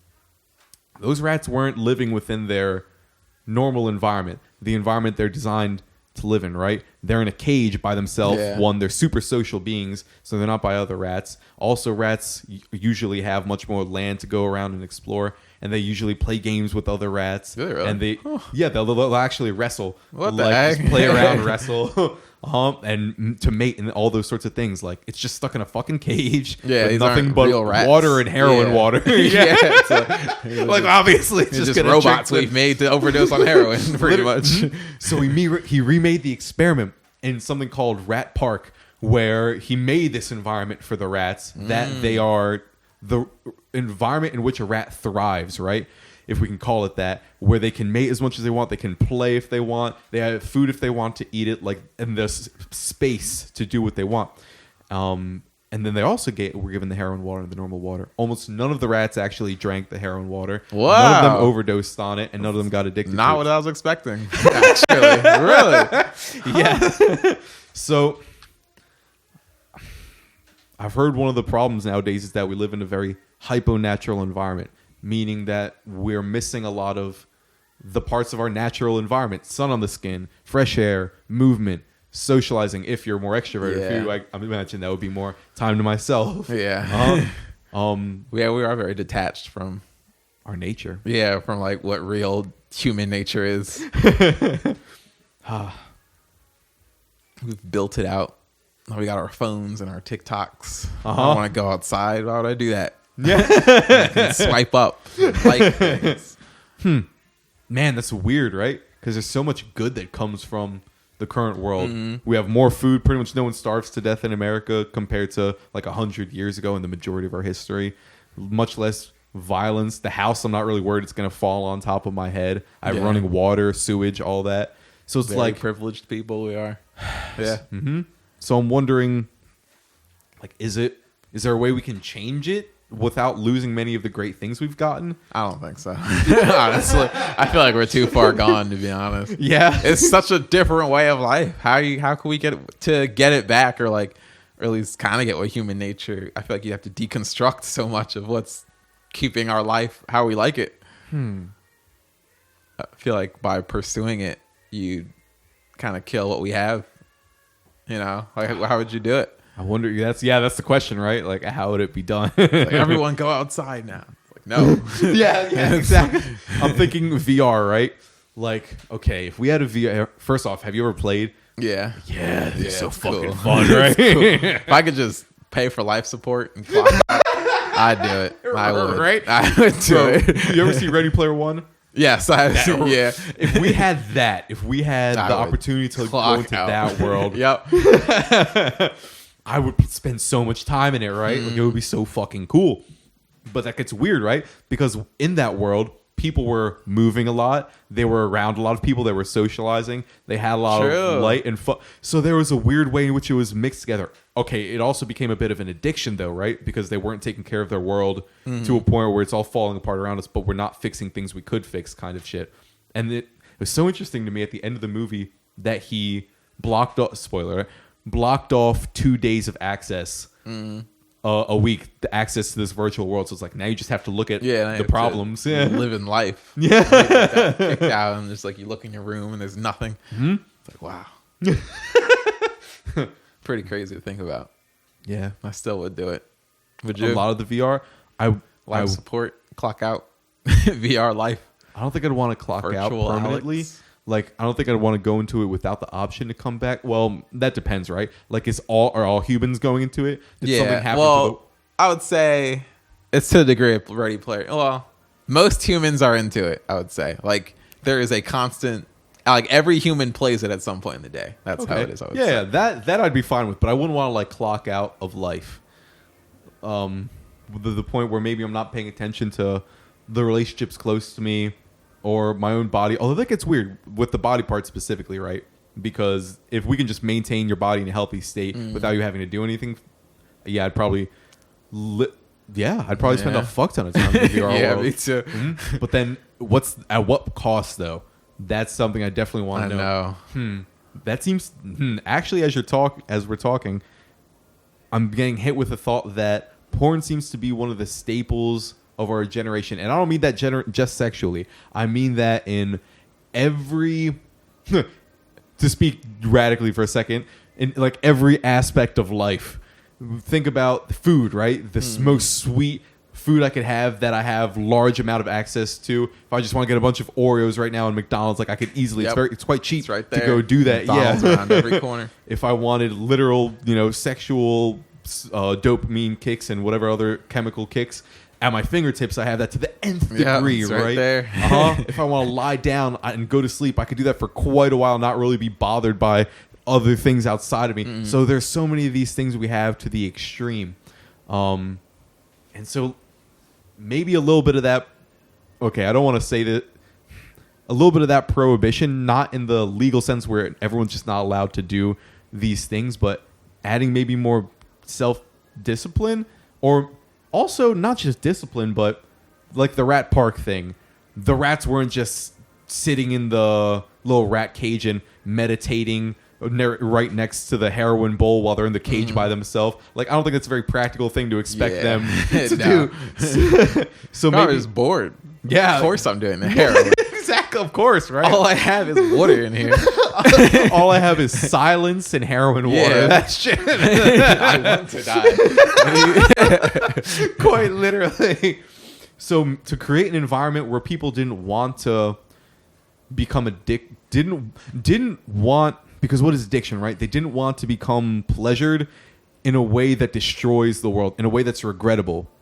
Something like that. So maybe like how to live so that you don't have an addiction. Because so you can smoke weed without being addicted. I believe you can do heroin without being addicted to it. And obviously, because I've heard of doctors, a doctor called Dr. Carl Hart, who's anyone interested in drugs and a very non-drug war perspective on the matter. He's like, yeah, I'll get it from the source, the pure source, so it's not filled with all the shit that people will get on the street who buy it. And I'll do a responsible amount, like I do with alcohol. Like that's how people drink who can still be functional and still live good lives. And it's like, it helps me with my speeches when I'm giving speeches at universities and shit. It makes me more intimate with my wife. Like we have a deeper connection. And it's like, okay, how are you using it? And then that brings me to a doctor, Gabor Mate, who is like, okay, it's not the substance, it's your relationship to the substance. So I'd like to have a good relationship with VR. And then just how to do that, that's another question. That's the hard part. Yes. Is how to do it. The blueprint, eh? Because I would like argue like we're just built not to have that ability to have a good relationship with it. Interesting. Like I feel like it's just with all the instant dopamine stuff we have, like phones and like social media and TikTok, it's like just no part of you is gonna kind of like you're just gonna fall into it. But maybe not. Maybe that's just pessimistic. Well, there's a lot of that brings me to the quote. The diet is not one in the cabinet; it's one in the supermarket, right? Because maybe going to your point, we're not built. I've never heard that before. Yeah, we're not built to be able to sit in the house with all these wonderful delights and pleasures within 2 seconds of walking away from me, and then I'm not gonna take it. Yeah, exactly. Like I'm spending hours in this area with it, just knowing it's there, like, and it just has this pull. But if it were all the way at the supermarket, then I mean, sometimes like I just fucking really want Oreos and I go get Oreos. But a lot of the time, I think that would cut off a lot of the usage if it were. And like they say, okay, so it's one at the supermarket. So is it maybe reasonable to expect a human to not get it at the supermarket? Because if it's unreasonable to expect them to not eat it once it's already in their house, maybe then it would be more reasonable to just say, okay, well, don't get it at the supermarket.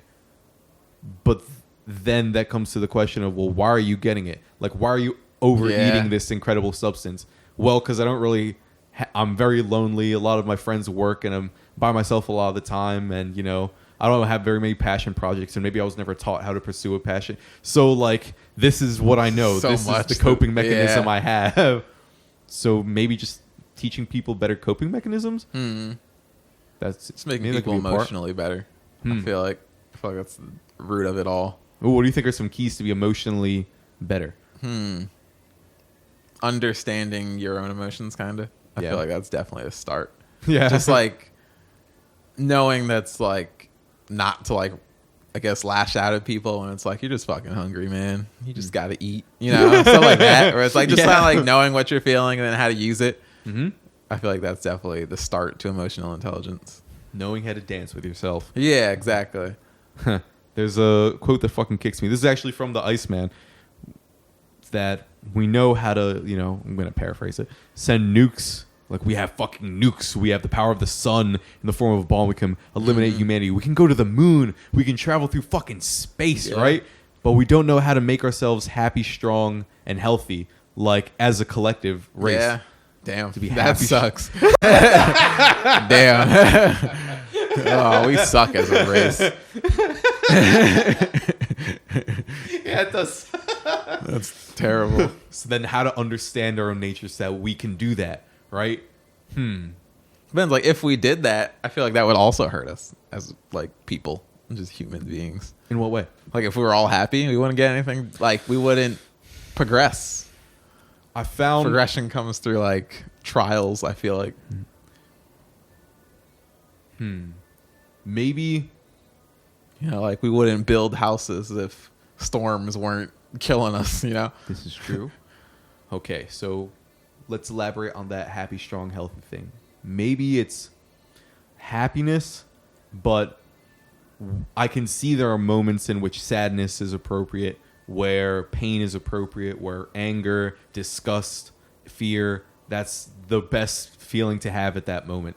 And in those times, I can choose maybe to go into those, like, okay, I'm going to choose to attach to these states now because I can see it's the best way to move with this context. And then I'll be willing to get out of happiness, right? The feeling of joy, because even that's weird to define happiness. Yeah.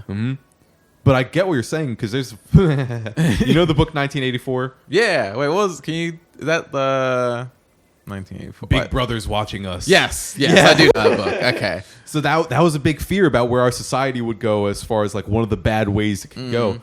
But there was another book that came out around that time called A Brave New World. And in that world, I've heard that's one of the ones we are more susceptible, especially the democratic and capitalist nation we live in right now, to go into what you're talking about, where it's like, oh no, a lot of these people are just checked out like 99% of the time. They have these drugs that they can take that won't destroy their body, but it just makes you feel good all the time. And the society really, like, reinforces, like, no, just feel good all the time. That's what's normal. That's what's good, to feel good all the time. And unhealthy. Yeah, and so a lot of those people are kind of just checked, and something feels off about it, and it's weird to put my finger on exactly what's wrong with just feeling good all the time. But yeah, I guess, like you said earlier, like, if a storm's coming and you don't feel afraid of it, then you're not going to build a house, and you're probably just going to die. Yeah. You need that necessity. The pressure. Pressure is what's going to make you do things. No one happy has done anything. I don't know if that's exactly. Can't do anything if you're happy. I think there's some wonderful things that can be done while you're happy, but there's definitely, like, I'm thinking of a guy called Feynman, who he made this great discovery through kind of playing around with ideas in physics. Like, he was just having fun with it and playing. But yeah, there's something real about necessity being the mother of innovation, right? Yeah, it's pretty cool. Yeah. Just built stronger, Yeah. It's like we're all Saiyans. Gotta adapt. Did the Saiyans, when they get hurt and if they heal, they become, like, get more way powerful? stronger. Yeah. I think they kind of let that go as the series went on, but it was cool that they did that initially. It's cool in the beginning. Yes. Got terrible by the end. Yeah. Are you caught up with it? Are you? Super. People keep telling me it's good, but I don't believe them. I don't want The series of Super is good, but then, like, the story after it, it's just. There's a story after Super. Yeah, like the manga. Like, it's still going. Yeah, the story is just terrible. It's just like the same story over and over again. It's just typical Dragon Ball stuff. Goku comes in, beats the guy. Somehow keeps, like, dying and coming back. Exactly. I imagine. Exactly all that. And there's always another level of Saiyan new color hair. Yeah, it's just that. Like, no, I'm good. I'll watch it at AMVs. That's how I take it in now, because the fight scenes look incredible. The animation. Yeah. The new movie, it just came out. Gotta watch it. Yeah. I don't want to say this super pessimistically, but it seems like it's kind of just become, like, colorful fight porn at this point. It really is. No, 100%. No one goes there for the story. Just gotta watch it. Just watch the fight. Yeah. It's very guilty pleasure. Yeah. It's like trashy. But the AMVs are super. Those are Lit. cool. Uh-huh. Yeah. Mm-hmm. What were we talking about before we got on the anime tangent? Something about happiness. Happiness. I was gonna say it's crazy how like this is going back to like just human potential or whatever. I feel like we like with space travel and stuff, like we could go a lot further if it weren't for the like financial constraints of like not as much funding to like space travel and stuff. But I feel like it's crazy how like our own man-created currency system is preventing us from going for, you know, it's weird. It's like we're stopping ourselves with this. That is interesting. Like we made money to halt ourselves from progressing further in like science and medicine because not a lot of things get funding. But it's like, you know, it's like we could just figure all this stuff out, but our own thing is holding us back. That's interesting, right? Right. It's like there's a limited amount of resources, right? And money is kind of just the representative of resource. So it's how do we distribute this limited thing in the best way? Do you think we're using it well? Do you think we're prioritizing our spending well? Yeah, I guess. With our funding? Like, what would you want to see get more funding? I'm curious about that. I don't even know, really. It was more of a broad example, but I guess medical research. I feel like a lot of medical research isn't all there yet. There's a lot of deformities and like not as well-known conditions and stuff that people have to deal with that isn't really researched like that. Are you thinking of anything specific? Well, when you say keloids are a thing. They're like overgrown scars people get, and like I actually have one. It's on my ear. You can see it. Kinda. Oh, okay. Yeah. So it's like a growth that kind of appears. Is that like a non-dangerous tumor? No. Yeah, pretty much. It's like a non-dangerous tumor that just spawns. And it spawns from like trauma, so like piercings or tattoos. And it's very... Oh, yeah. My brother's had one before. Yeah. It's very under-researched and like hard to get rid of because we really don't know how to get rid of it. Like there's cryotherapy, which I've done. And it used to be a lot bigger and like got way smaller. Oh, that's cool. Yeah. But like there's no like instant solution to it yet. Why can they just cut it off? No, it'll grow back if you do that. It could grow back stronger. Whoa. Yeah. Whoa. That's crazy. Yeah. So like things like that. It's like there's a bunch of like little niche things you don't even know about that just like isn't researched that much. Like you can even try and like research like keloid stuff. There's not much research on it. Stacking on top of what you were saying a second ago with like, okay, we created a system of money, but there are so many things we're not doing with it. Like space travel just seems so fucking cool, right? And I like that Musk is adventuring out into space, and even Jeff Bezos, although I'm sure there are some arguments, criticisms to be made of them, but I still think it's pretty fucking cool that it's being like independently funded. But it's weird that we create this system and it controls so much, right? And we have so much potential as a human race, all the things we can do. So then it makes me wonder, like, why are the decisions being made to use it the way they're being made, you know? Like, why are people spending money and funding the things they are? I almost guarantee there's some like greedy freaking fat man in the big chair reason. Just some just like corporate Illuminati money reason to do it. That is a common narrative. I just no part of me feels like there's a nice reason people are choosing what to fund and what not to fund. That really makes me wonder, man. Like, what percentage of it is done for reasons I would consider good, and how much of it is not? Yeah. More investigation to be done for sure. Epstein's a crazy thing. What is that? Jeffrey Epstein? Yeah, what was that? Who's that? Did you hear the pedophile island, essentially? What the fuck is that? There was a pedophile island. How'd they all get an island? There's been an island for a while. Has been kind of known to be this is like the sex island. A lot of high level politicians and people within the rings of power will kind of gather on this island. Like, deals are done and they have sex with people there. But a lot of the girls there they're largely against their will, and many of them are also underage. So you didn't hear Jeffrey Epstein? He was one of the people in charge of, I think, funding the island and running that. And he had a lot of connections with very important, like Bill Clinton was on his plane with him like 26 times. Apparently, like, well, I don't want to get too tinfoil hat. I haven't looked too deeply into it. That one I've heard Yeah, quite that's like the hard quite evidence. solid. Yes, that he was involved with MIT. Like a lot of the people in the higher echelons of MIT would know him, and he would fund them. But it's questionable how much they knew the terrible shit was going on. He was involved with a lot of billionaires, high-level politicians, and there are a lot of photographs with him, with the president, with Trump, with a lot of different people in that high-power circle. And there's a lot of questions about how many people went to the island. There are some lists that have come out about people who have gone there. I haven't looked too deeply into it, so I won't say.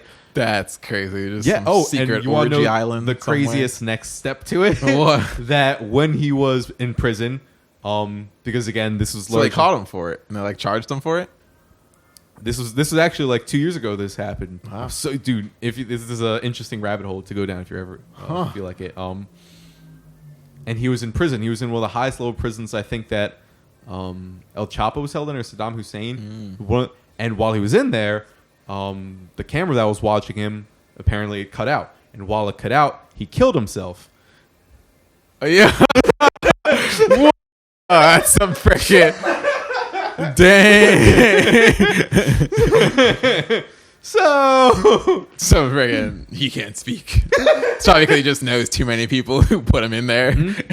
And the news rat cycle was everyone there out. for like a second, and then it just got really quickly kind of moved Yeah, out it's of like, the... don't even touch this. You will not get us. That's crazy. I'm very surprised you didn't hear about. Yeah, this No. for like a second, this was as big essentially as the Ukraine war. It's interesting. This is going on during the Ukraine stuff? No, sorry. What I meant is it was like at the level of priority in the news as the Ukrainian war is. Mm-hmm. Like it was. Wow. No, I didn't hear about that. Damn, that's crazy. They had to silence him. That's insane. Mm-hmm. Wow. And that the fact that happens, right? Because you Yeah. think like that's a movie that fucking doesn't happen in reality. Like Makes you think like how many things like weren't caught yet, you know? did you ever see Like Squid Games? Yeah, I have seen Squid Games. I feel like that could definitely be a thing. If it isn't already, right? Yeah, exactly. Because when you hear of islands like that going on, it makes you wonder like, is the Squid Games equivalent happening somewhere? Because when you think, okay, like underground crime, it's a very real thing. And there are some very big businesses within underground crime. You don't have to go very far. Look, just go to South America. Yeah. El Chapo, his son, his son was caught by like the military, the Whoa. SWAT team equivalent, and they were holding him. And while they were holding him, the story goes that they got information that all the family members of all the military people that were holding him, like all their family members were being like the cartel found them like within the matter of 30 minutes. And they were at their houses with like guns, like, all right, we have guns to the heads of all your wives and children, of all the guards that are surrounding him. And they let him go. It's hostage. Can you imagine that happening in America where like the American military has caught like, I don't know, a mob boss from New York. It's like, oh yeah, and they I have let him your go child. because they were threatened. Yeah. That doesn't happen in Threaten a whole America country. from what I understand. Yeah. So like the fact that people can get that powerful doing such horrible things is Insane. The fact that power exists. yeah. It's And then like, wow. yeah. That much power over people. And used so You live a different horribly. life. Yeah. Mhm. And yeah, such a different life, right? Yeah. Because that's the next thing I go to, like comparing that to my life. Yeah. But they're not even That's- human at that point. They're gods. It's crazy. Like devils. Yeah. Devils and gods. That's a weird theme I've heard about nowadays. Like we have the power in like everyday life that gods have had in stories of ancient, like in Egyptian civilizations True. and shit. Like, oh, we Make can travel fire. through the sky. Yeah, that's like true. fucking birds just soar. Shoot I can, projectiles. yeah, Yeah. I can make water just. Appear. I just flip a switch and from magical systems Yeah, I don't that's pretty understand, cool. water just. Yeah, power technology. If you get a chip implanted in your head, would you? What would it do? You got Google. Your mind, like, think of it like you're thinking of something. You're like, what is that? And then you just kind of think, and it's like you just like generate it through Google pretty much, and you just get the thought. You can just download different apps in your head. Yeah, Just like eyeballs start moving. You're playing Pong. It's just like, Ooh, what if you could overlay that onto the real world? So I'm looking at the world right now, and I see the world too, but I also see, and I can put it at different spots. Like I can see a Pong game here. I can put it here. I can increase. Yeah, the you have like size tabs open in uh-huh. here. And maybe I can make eyesight. it translucent so I can see you moving, but I can still see it at the same time. That'd be awesome. You have like translators up as he talks to like Spanish people or like, yeah. Yeah, dude. That's one of the big things that actually got me through Puerto Rico, was just Google Translate. Did you really do that? Yeah. What would you do? Like hold up a phone and talk to people? I would type into it and ask them a question, and then like if I knew them well enough, I would just hand them my phone and they would type it in and like hand. Were people cool about that? Would you do that to like random people? No, I wouldn't want to do it with random people. I wouldn't trust someone to just like not grab it and like. Damn it. But my neighbor, when I was Airbnb, because he's the guy who owned the Airbnb, every now and go and have conversations with him or something. But yeah, and it's funny because that kind of matches what you said earlier about pressure being required a lot of times to learn to adapt. That's how you adapt. That's how you grow. Yeah, because if I didn't have necessity. that, I probably learned a lot more Spanish. Yeah. Yeah, you just have to pick it up. Have to. Interesting. Like what value, what do we care about enough to classify it as have to? I guess survival, obviously. Functioning in day-to-day life in many ways, like groceries. Anyway, it's a different. But yeah, would I get it? Depends the risk. Like, would I want to be one of the first adopters of it? No. Yeah, hell no. I will not be the first. I'll wait a good few years before I am the adopter of that. I'd be like a 10, 20-year guy. But yeah. I mean, I say that, but how long have smartphones been around before like everyone started using them? Yeah, like a decade and some change. And we have no long-term studies on what those will do to people. Honestly, though. But like, we can't. Yeah. But everyone's just like, it's great. Yeah. Even like laptops, like internet as we know it has only been that for like a decade and some change. Like 2000 after. Freaking like 20 years. And to think of what it's become. Right. Like it's so our quick. life. It is our life. Is the literally, internet. And it's so fucking new. weird. It's like ceaselessly weird to me how normal it becomes. Like, oh yeah, every day, fucking, I'm recording this some magical how. I'm gonna send this to people who can watch it in China and fucking Zimbabwe if they want to. And like, I just have that. And that's fine. Just worldwide connection. I have no emotional response to it. If someone talked to me about it a lot, I'd get bored. It's like, exactly. I get bored after 6 seconds now. TikTok's ruined me. Wow. Yeah. So eventually, yeah, I'd get it if it became the norm and people weren't like having seizures every like 10% people were having seizures, like no, I'm good. But if it's like 0.0005%, got it down, like all right, I'll adopt it. Yeah, might as well. When it gets to the point where other people have it and they're like reaping the benefits and I'm not, and it's like all right, I'm gonna get like it. When you're going to a restaurant and the menu they give you just has a QR code on it, just like, it's like it's probably time to get a smartphone. Yeah. Honestly, though, yeah, I didn't think about that. Anyone who doesn't have a smartphone now just pretty much had to have got one. Then if you don't have, they like roll their eyes and go get a real menu. I fucking hate those QR menus.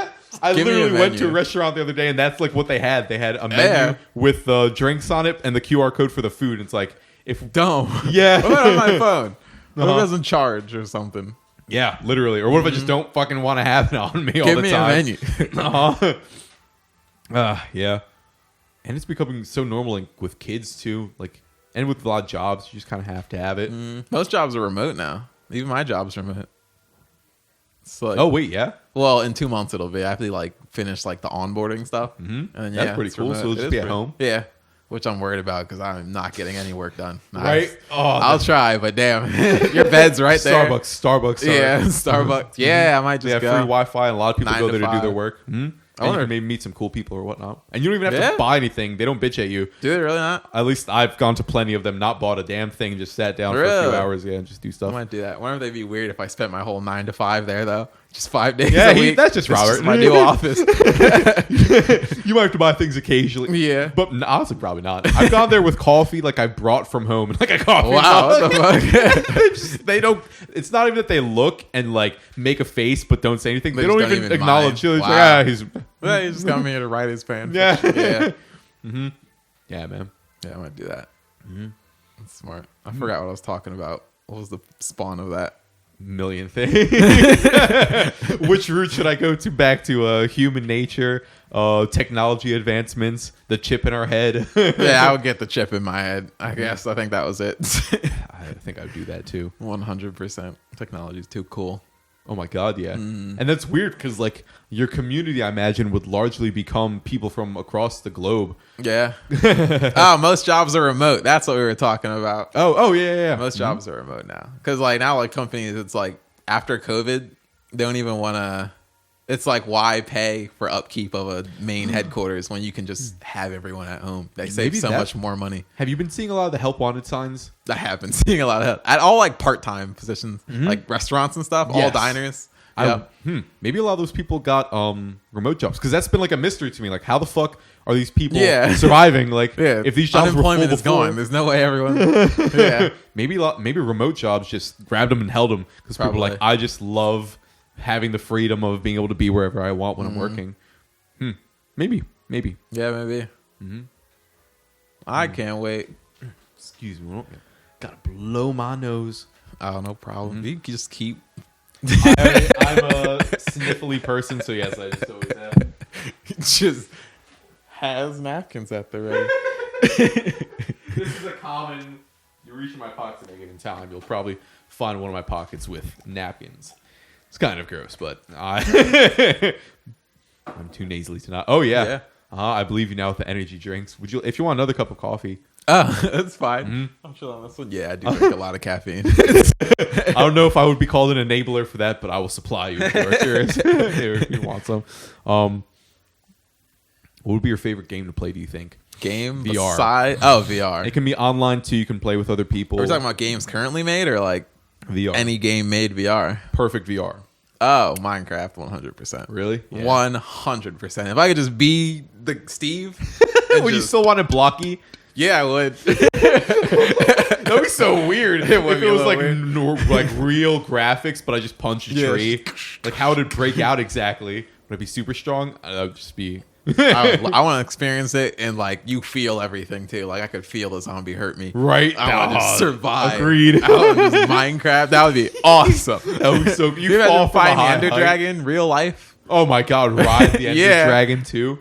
What would? Okay, you know you can jump from a super high distance, and as long as you fall into one block of water, you'll survive. Yeah. Imagine that. I know. It's like, you ever see the people who like they put the water bucket down like as they're falling? Freaking skilled players, they just like hop around. Yeah. Imagine like practicing that while you can feel everything. Oh my god, horrifying. My stomach drops now jumping up high distances in games. Oh yeah, yeah. Do you feel like a little height fear when you go up to high places? It does, yeah. Yeah, fair enough. That's how your ancestors survived, probably in many ways. Probably why I'm here to this day. Oh my gosh. Oh. That would be kind of curious. I kind of want to see that modded out. Right. Like if I could put any skin over the Minecraft world I want to have like realistic graphics, I'd like to try it at least. I feel like it'd be amazing. Real life Minecraft, freaky. that's the best game for that. Because it's real life. It's just Minecraft. I'm so curious what the transitions would look like of a material. Like if I punch this table in that, like how would the editors make it turn into shrinks and wood? looks like a tiny table. Yeah. What game would you want to be? Far Cry, probably. Whoa, You ever that is hardcore. To heal by like breaking your finger. Yeah, yeah. Fucking the bullets and you just get a twig. Always the same. Would you want to somehow. feel everything in that game? Oh my god, you got a death wish, man. You don't even know. I have a game mode called Alex mode where I'll put it on the hardest setting and I'll turn off all the like the ammo count, my health. What the fuck? So it's just no music Just either. So no like no crosshairs either. Whoa, what the so you fuck? just have to. It's very fun. I like just being in it. I wanted to go into the military. That was Does it work well? Guess. You do well in games? Oh yeah, with Really? Farcraft, I've loved so much. That's the closest. There are few things in life that I've gotten so skilled at. I could say I am close to being able to like pearl it. You know what I mean? Yeah. That's one of the things it's up there. Far Cry? With that Damn. and very few other things. Do you ever play Apex Legends? Yeah. Oh yeah. We go. We should get your tag on that. We play pretty often over at Centaurus. Do you really? I'll play. Yeah. I suck. I'll tell you that now. I am not good. But I love playing it. I play it as like background to talk pretty much. I got you. But I suck at it. Are you the guy who has like I have 10,000 kills, but I still suck? Like I just got it from playing a really long time, but my skill level hasn't pretty risen. much. It's still ass. yeah. Fucking yeah. Send me your Play game tag. Valkyrie. All right. Revive You go you. arenas a lot. No, I don't do arenas a lot. You do just the normal, pretty much. That's the crazy. That in VR. All right.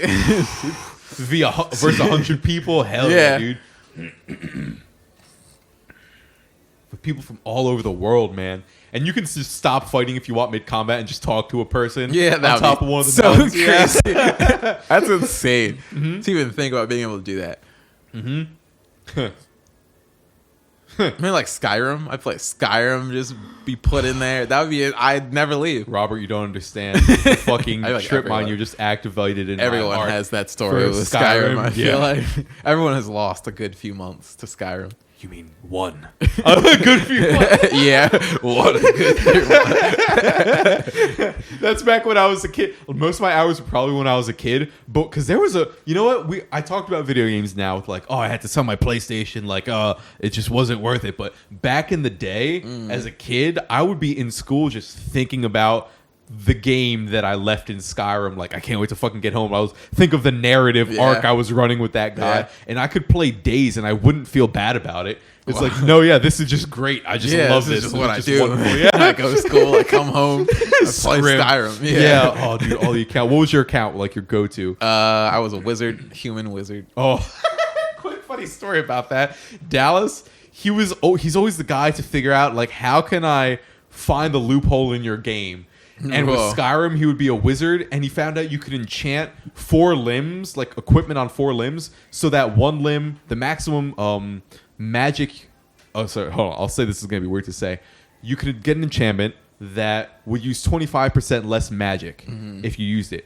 And that was the max you could get it. But he found a way to get that on all his pieces of armor, on 4 pieces of armor. So the magic cost 100% less. So he had infinite magic all the time. That's overpowered.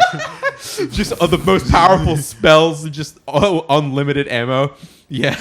But I was always a sword and shield guy. I could never get past the patience of like having kind of weak magic in the beginning and you're just getting fucked up. Is. Like trying to run away. Like, fire. It's like long distance and cheese people so you get strong. Okay, I want to hear your descriptor. Like, would you revive people? Were you conjurer, alteration? I hope you Skyrim nerds out there are loving this, by the way. I wanted to summon things. I was more of a summoner. I liked having just like a bunch of things, like an army of like ice golem, friggin' my demon guy. What was the maximum amount you could get? I think it was 3. I remember. No, maybe 2.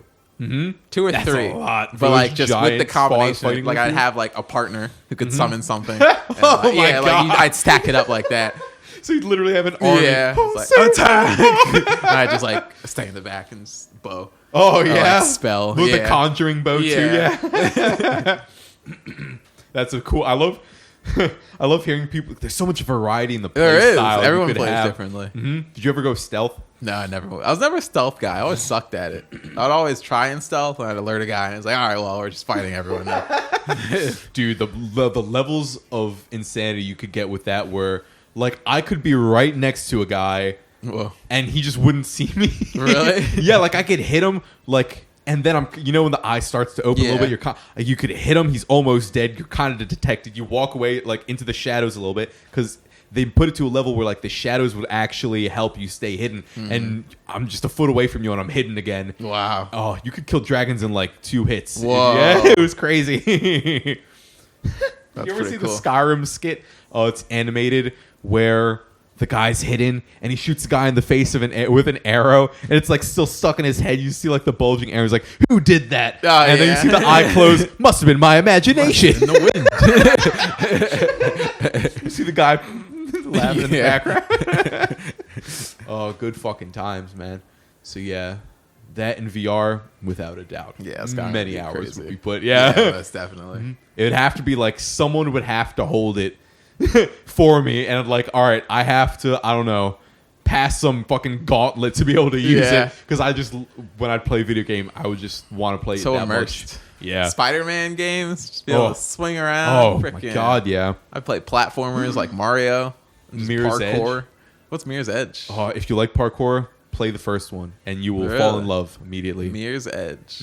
Asian chick doing parkour. I think I've around seen the that. city. She wear like orange pants. Yeah, and like everything's white essentially around you. Get the first. Fuck the second one. The first one. The second one's bad. Yeah, get the first one. If you like Okay. moving around, that is the game.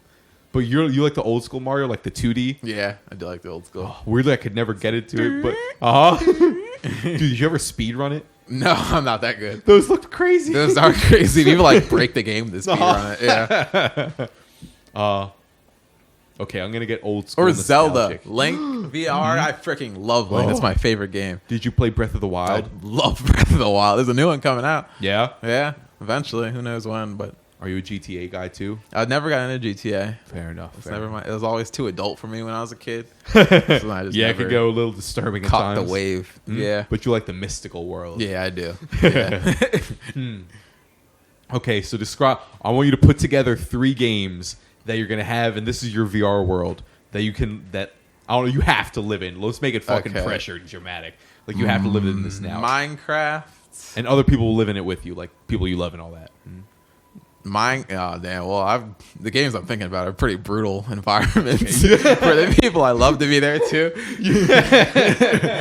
You have to live your whole life out in these games, right? Oh, and like there could be little villages and safer sections, but you can leave out and go into the world of the game. Shit, I guess I should pick things that are actually like. No, Minecraft seems like a.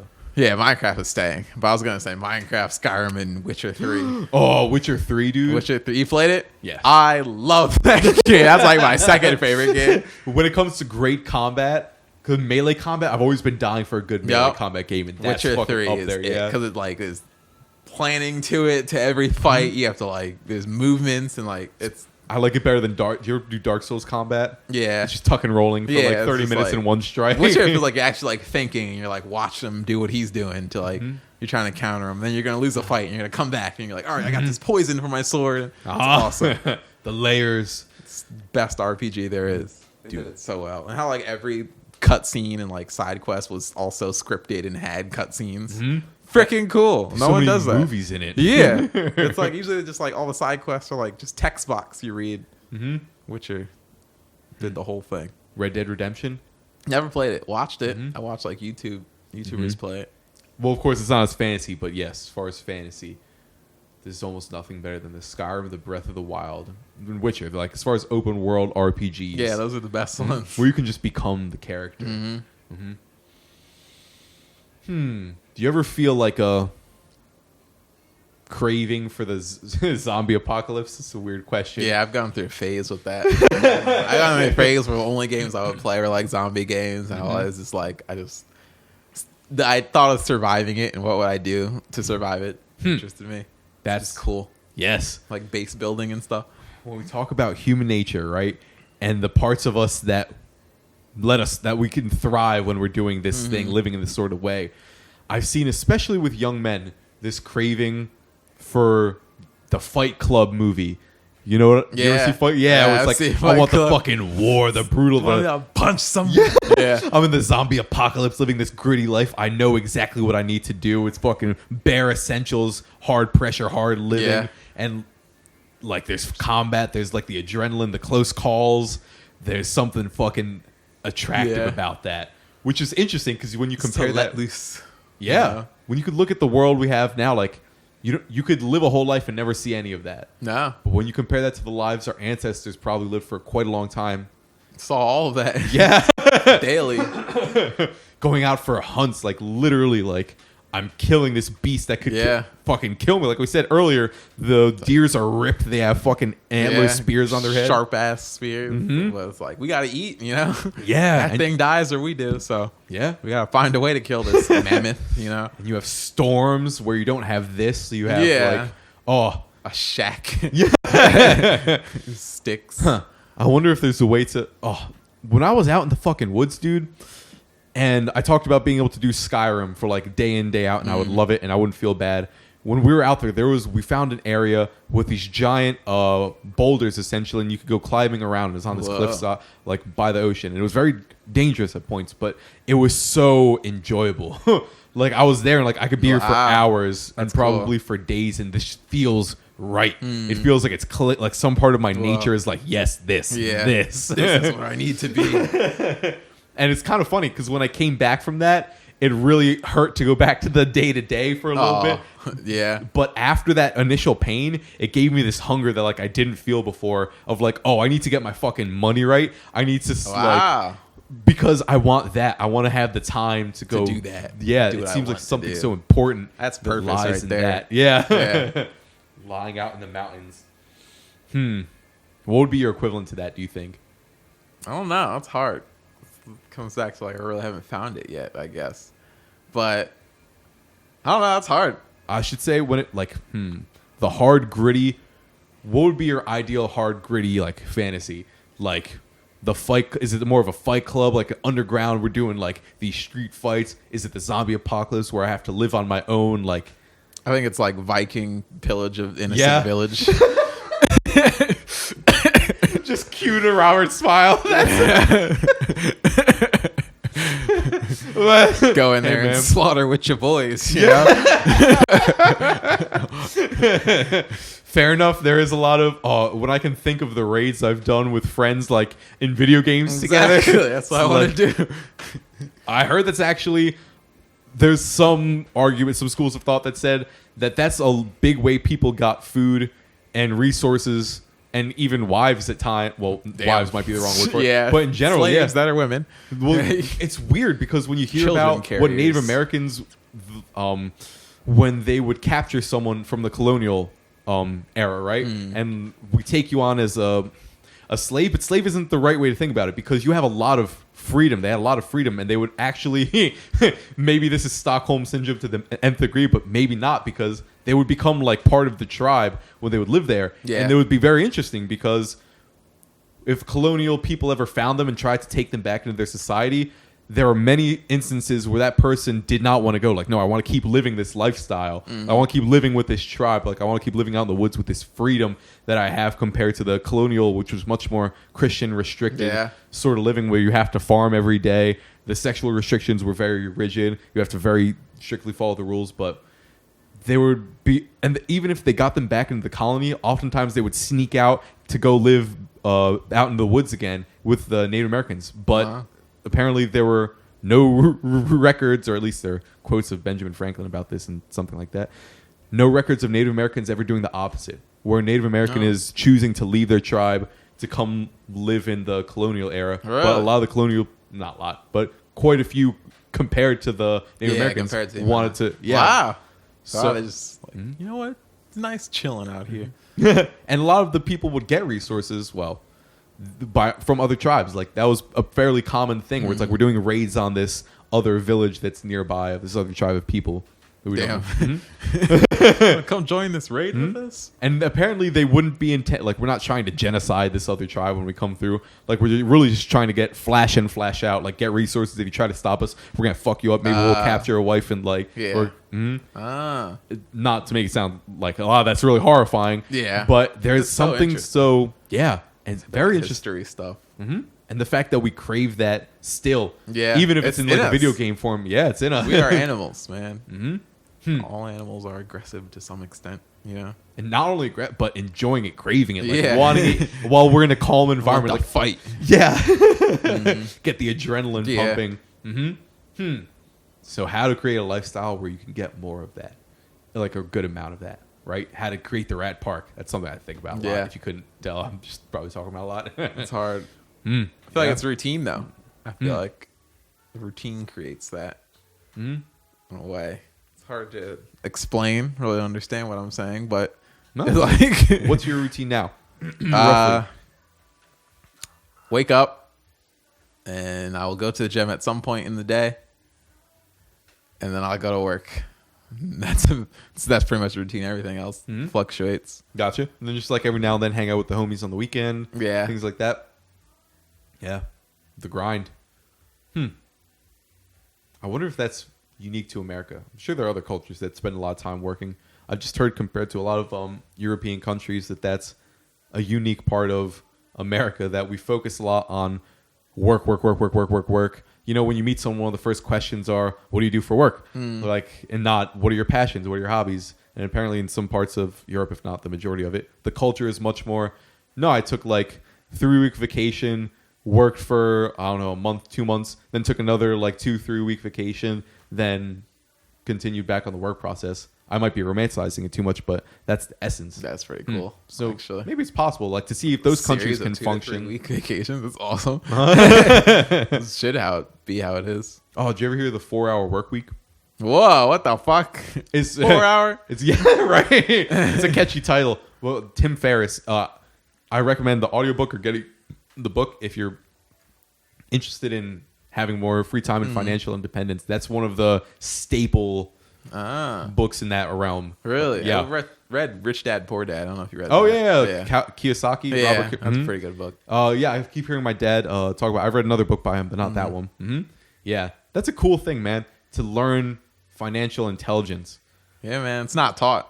That's a shame. Definitely not taught. It's a shame. Or it's taught too early. They teach us to us like what, freshman year of high school?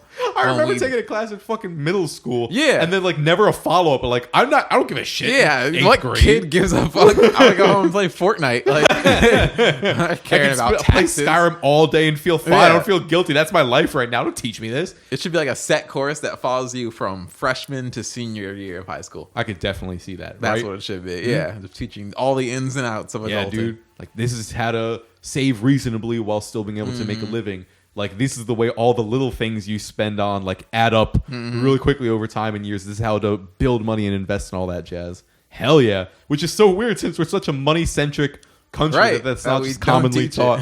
Yeah, that's because we strange. teach sheep, not shepherds. Perhaps there is a strong argument to be made for that. I've certainly heard some people say the same. Yeah, we're building workers, vibe. not bosses.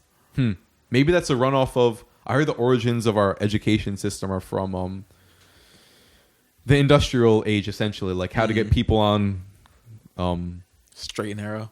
Yeah, the assembly line, right? Yeah. And just get things pumped out, boom, boom, boom, boom, boom. How to go to work on time, not really bother and maybe question a lot. That's roughly what I've heard of our education system. So yeah, it'd be cool to see it adapt. I know. Like a new day and age, new types of optimal citizens to have to thrive. Well, what's something you think they should have taught? They should, besides like Yes, financial education, definitely. Do you have another thing? they should have taught. Something you feel like you really wished you learned younger. Our high school was pretty good about offering it, but more like computer courses. Like coding and whatnot. like coding or just like Excel skills and stuff like that. Yeah, I know that's also very. What can that be invaluable. used for? Because I keep hearing about it, but I know pathetically little about it. What, Excel?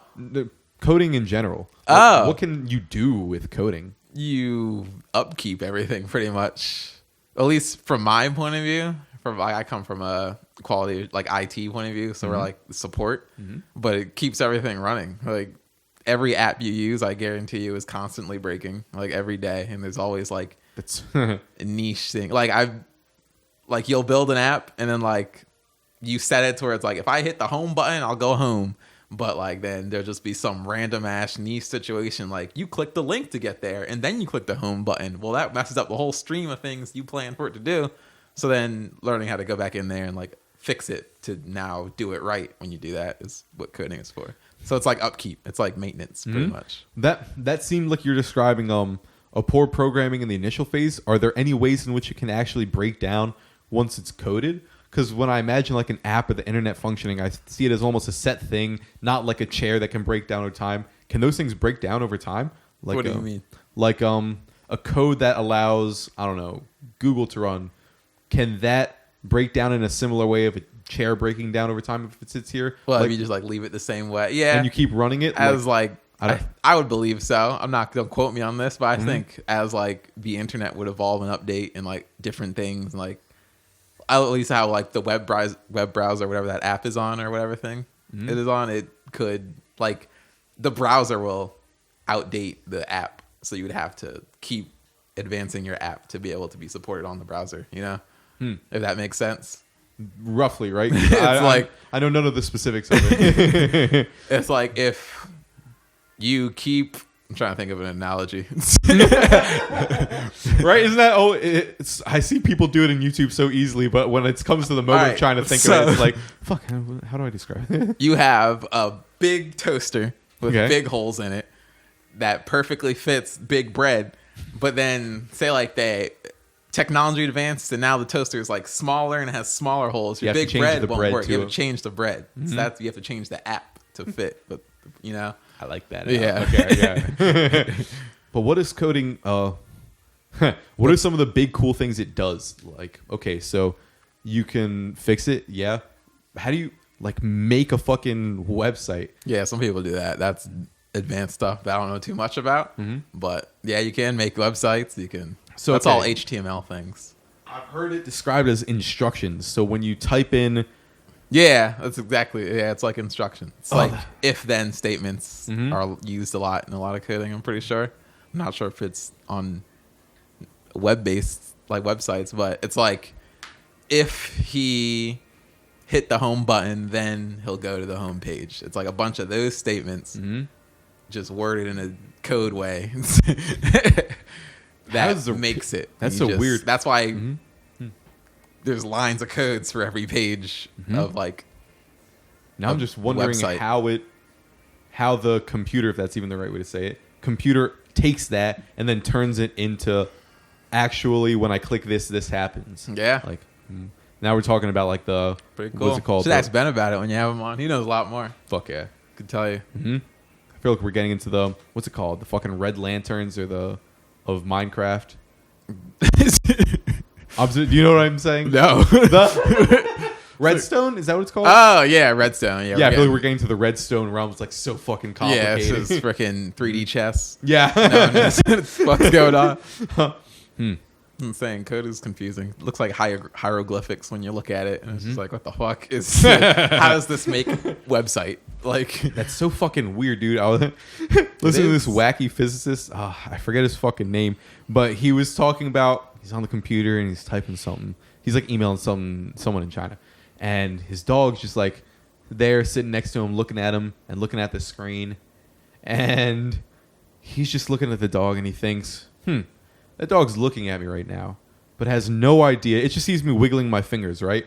It doesn't understand, first off, maybe it can kind of get that when I type something changes on here, but maybe there's a good chance not. It's just seeing me wiggling my fingers on this thing, and it has no idea that I'm sending communications thousands of miles away in the matter of like seconds, milliseconds. Yeah, exactly. And then he thought about for a second, like, is there anything I'm looking at right now that's that incredible that I'm like the dog. I have no idea the level of incredible shit I'm looking at that's right in front of my face all the time. Like this is capturing our voice right now. Incredible. Translating it over there. Making it into computer. It's crazy how much of that we can just take for granted and still function perfectly fine. Oh, to think that there could be multiple dimensions, so many levels of reality. All right, so. You say you hope so? Yeah. Infinite Roberts. Right? Start an army. Like Kang. I'm seeing the Skyrim technique come back. I hope all your Robert selves, they all smile. The army. There's like the one that doesn't smile. You all just look at Traitor.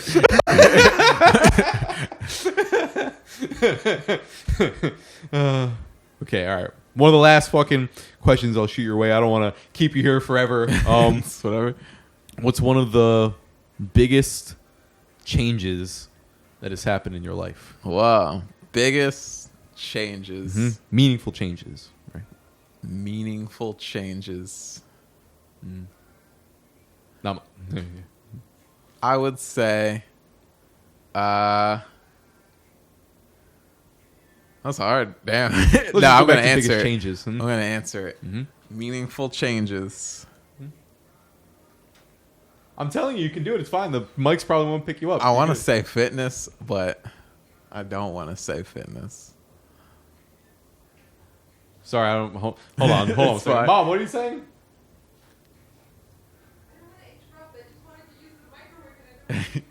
You're good. You're good. You can do whatever you want in the kitchen. The mics in all likelihood won't pick you up. It's okay. It's okay. No, this is very easy to edit out. You're fine. Oh, I'm sorry. I should have made it clear earlier. No, you're good. Anyway, Yeah, I guess I'll go with fitness. Fitness? Just because it's been like every day, you know? Mm-hmm. It's been such a part. What was the change? Was it like a kind of a flip switch? COVID, I think. Switch flipping? Mm-hmm. COVID, my ear was messed up. And then like, yeah, it used to be a lot bigger. It used to be like giant. Yeah, so I had so you could hide the AirPod in it with your beanie better. Yeah, exactly. So like I had a brief stint where it was just like I didn't really want to go outside, so I would just work out in my cave all day. Mm-hmm. A lot of calisthenics. Do you have weights and shit? Yeah, just weights. I had a bench because this is when gyms were closed, so I just had like a bench and then one barbell. I just kind of made it work. If I wanted to squat, I would have to clean press it up and squat. Nice. Yeah. Although it sounds good when you have the really heavier. That's really been when I gotten addicted to it. It's kind of just been a remainder. Mm-hmm. So you'd say that's like what has it changed? My drive, I guess, or dedication, discipline. That's the word. My discipline, I think. Like it's taught been me a discipline. teacher of. Yeah. I love that. I love when a thing teaches you something that it seemingly shouldn't be able to. Mm-hmm. Like, oh, you're just exercising, you're just getting fit or whatever. But no, I'm learning the principles of discipline, which I can take and translate to other things. Learning how to do something. Yeah. And to be consistent with it, even if it's kind of tough sometimes. Yeah, even if it sucks or you don't want to do it, you learn how to like make a decision and stick with it. I love that. Yeah. That makes me think of like the theme in movies of like the man in the woods who, when shit starts to get really bad, they kind of come out of the woods. Yeah. You know what I mean? Like, we need the sniper who's been off duty for like 20 years. I'm coming back. Yeah. Like, all the while, I've still been hunting and doing all that has maintained many of the core translatable skills. I wonder how many people live out in the woods. Yeah, so right. Speak, huh? I've heard them described as break glass in case of emergency people who you don't hear of. They're not really popular, but they just kind of exist in we need them the most. Yeah, right. They're here. Oh, that's kind of crazy, man. That took me back to the idea of the gray man I tapped into for a second earlier. It's like when you're in the military in this specific unit, I think it was for Green Berets, you want to be the person that doesn't stand out, right? I'm not first place in this race. I'm not last place. You can forget I'm here very easily. Like I'm camouflaged, but near you all the time. Like I'm just gray. And just wonder how many gray men I've seen and never knew. Just all around. Okay. And you know what? I'll make this one of the final, super final questions. What's someone you've really admired? Admired? Damn, hold on. There's an answer. Do you listen to a lot of motivational speakers? Kind of, yeah. There's one called Eric Thomas. He is very good. I admire him a lot. Wow. That's cool. I don't know. I've listened to his speeches a lot in my life. It's just gotten me through life, I feel like. Cool. What does he talk about? This is just kind of motivation. You know, it's about like stay on your grind, you know? It's like even when you make it, still continue to be disciplined to the path. But what gives that credibility when he says it to you? The fact that I've listened to it in troubling situations or like trials, like, you know, during like high school and like homeless points and stuff like that. Well, I'm wondering. It became special to me. Fuck yeah. I would even say, like, I guess he doesn't say, because there are better motivational speakers. I like motivational speakers to more so talk about their lives and events rather than just spewing, just like, you know, be a wolf and you're great. He's more so the like, be a wolf mindset. But like, I still like him. I'm biased to him. But that's kind of what I'm trying to get at, right? You said I imagine if a lot of people said the same things he said to you, it wouldn't hit the same. No, it wouldn't. Yeah. So I'm just wondering, like, what about him do you think? I think it's just because he's had a similar life to me. He's just like, you know, he's a black dude. He also had, you know, troubles with like financial struggles and like lived in struggle. I kind of related to him a lot. Yeah. It gave him some stock, gave him cadence towards what he could say to me. That's really cool, man. You're making me think of this other motivational speaker, the name of whom escapes me, but so he's helping a lot of people nowadays, changing a lot of lives. But he said one of the main reasons he got into that life was because his dad, I think he said, was an alcoholic, and when his dad changed his ways, that kind of like put a little spark in him, made him want to change his ways. But he said the thing that gave his dad so much credibility in his eyes was the fact that he was an alcoholic, that he went through so much tough shit. And one of the people who changed his dad so much was another person who was an alcoholic and really like in the worst of the dumps while his dad was in the worst of the dumps. And he said something to him that made the dad kind of switch his path. So it's weird to think that sometimes when you're going through like the toughest shit imaginable, that's your school of hard knocks, right? Like that's what's giving you credibility to help all these people later on to do so much good later on. It's like, I've done it too. You can make it out. Because it comes from, it's more genuine than just be the wolf. So when have you had to be the wolf? Well, my son didn't show up for time yesterday when we were supposed to meet the doctor, and that was, I had to be the wolf, you know? I was getting a little frustrated. Yeah, it doesn't hit the same. Relating the struggle. Fuck yeah. Thank you, Robert. Thank you so much. It's been very fun. How long have we gone?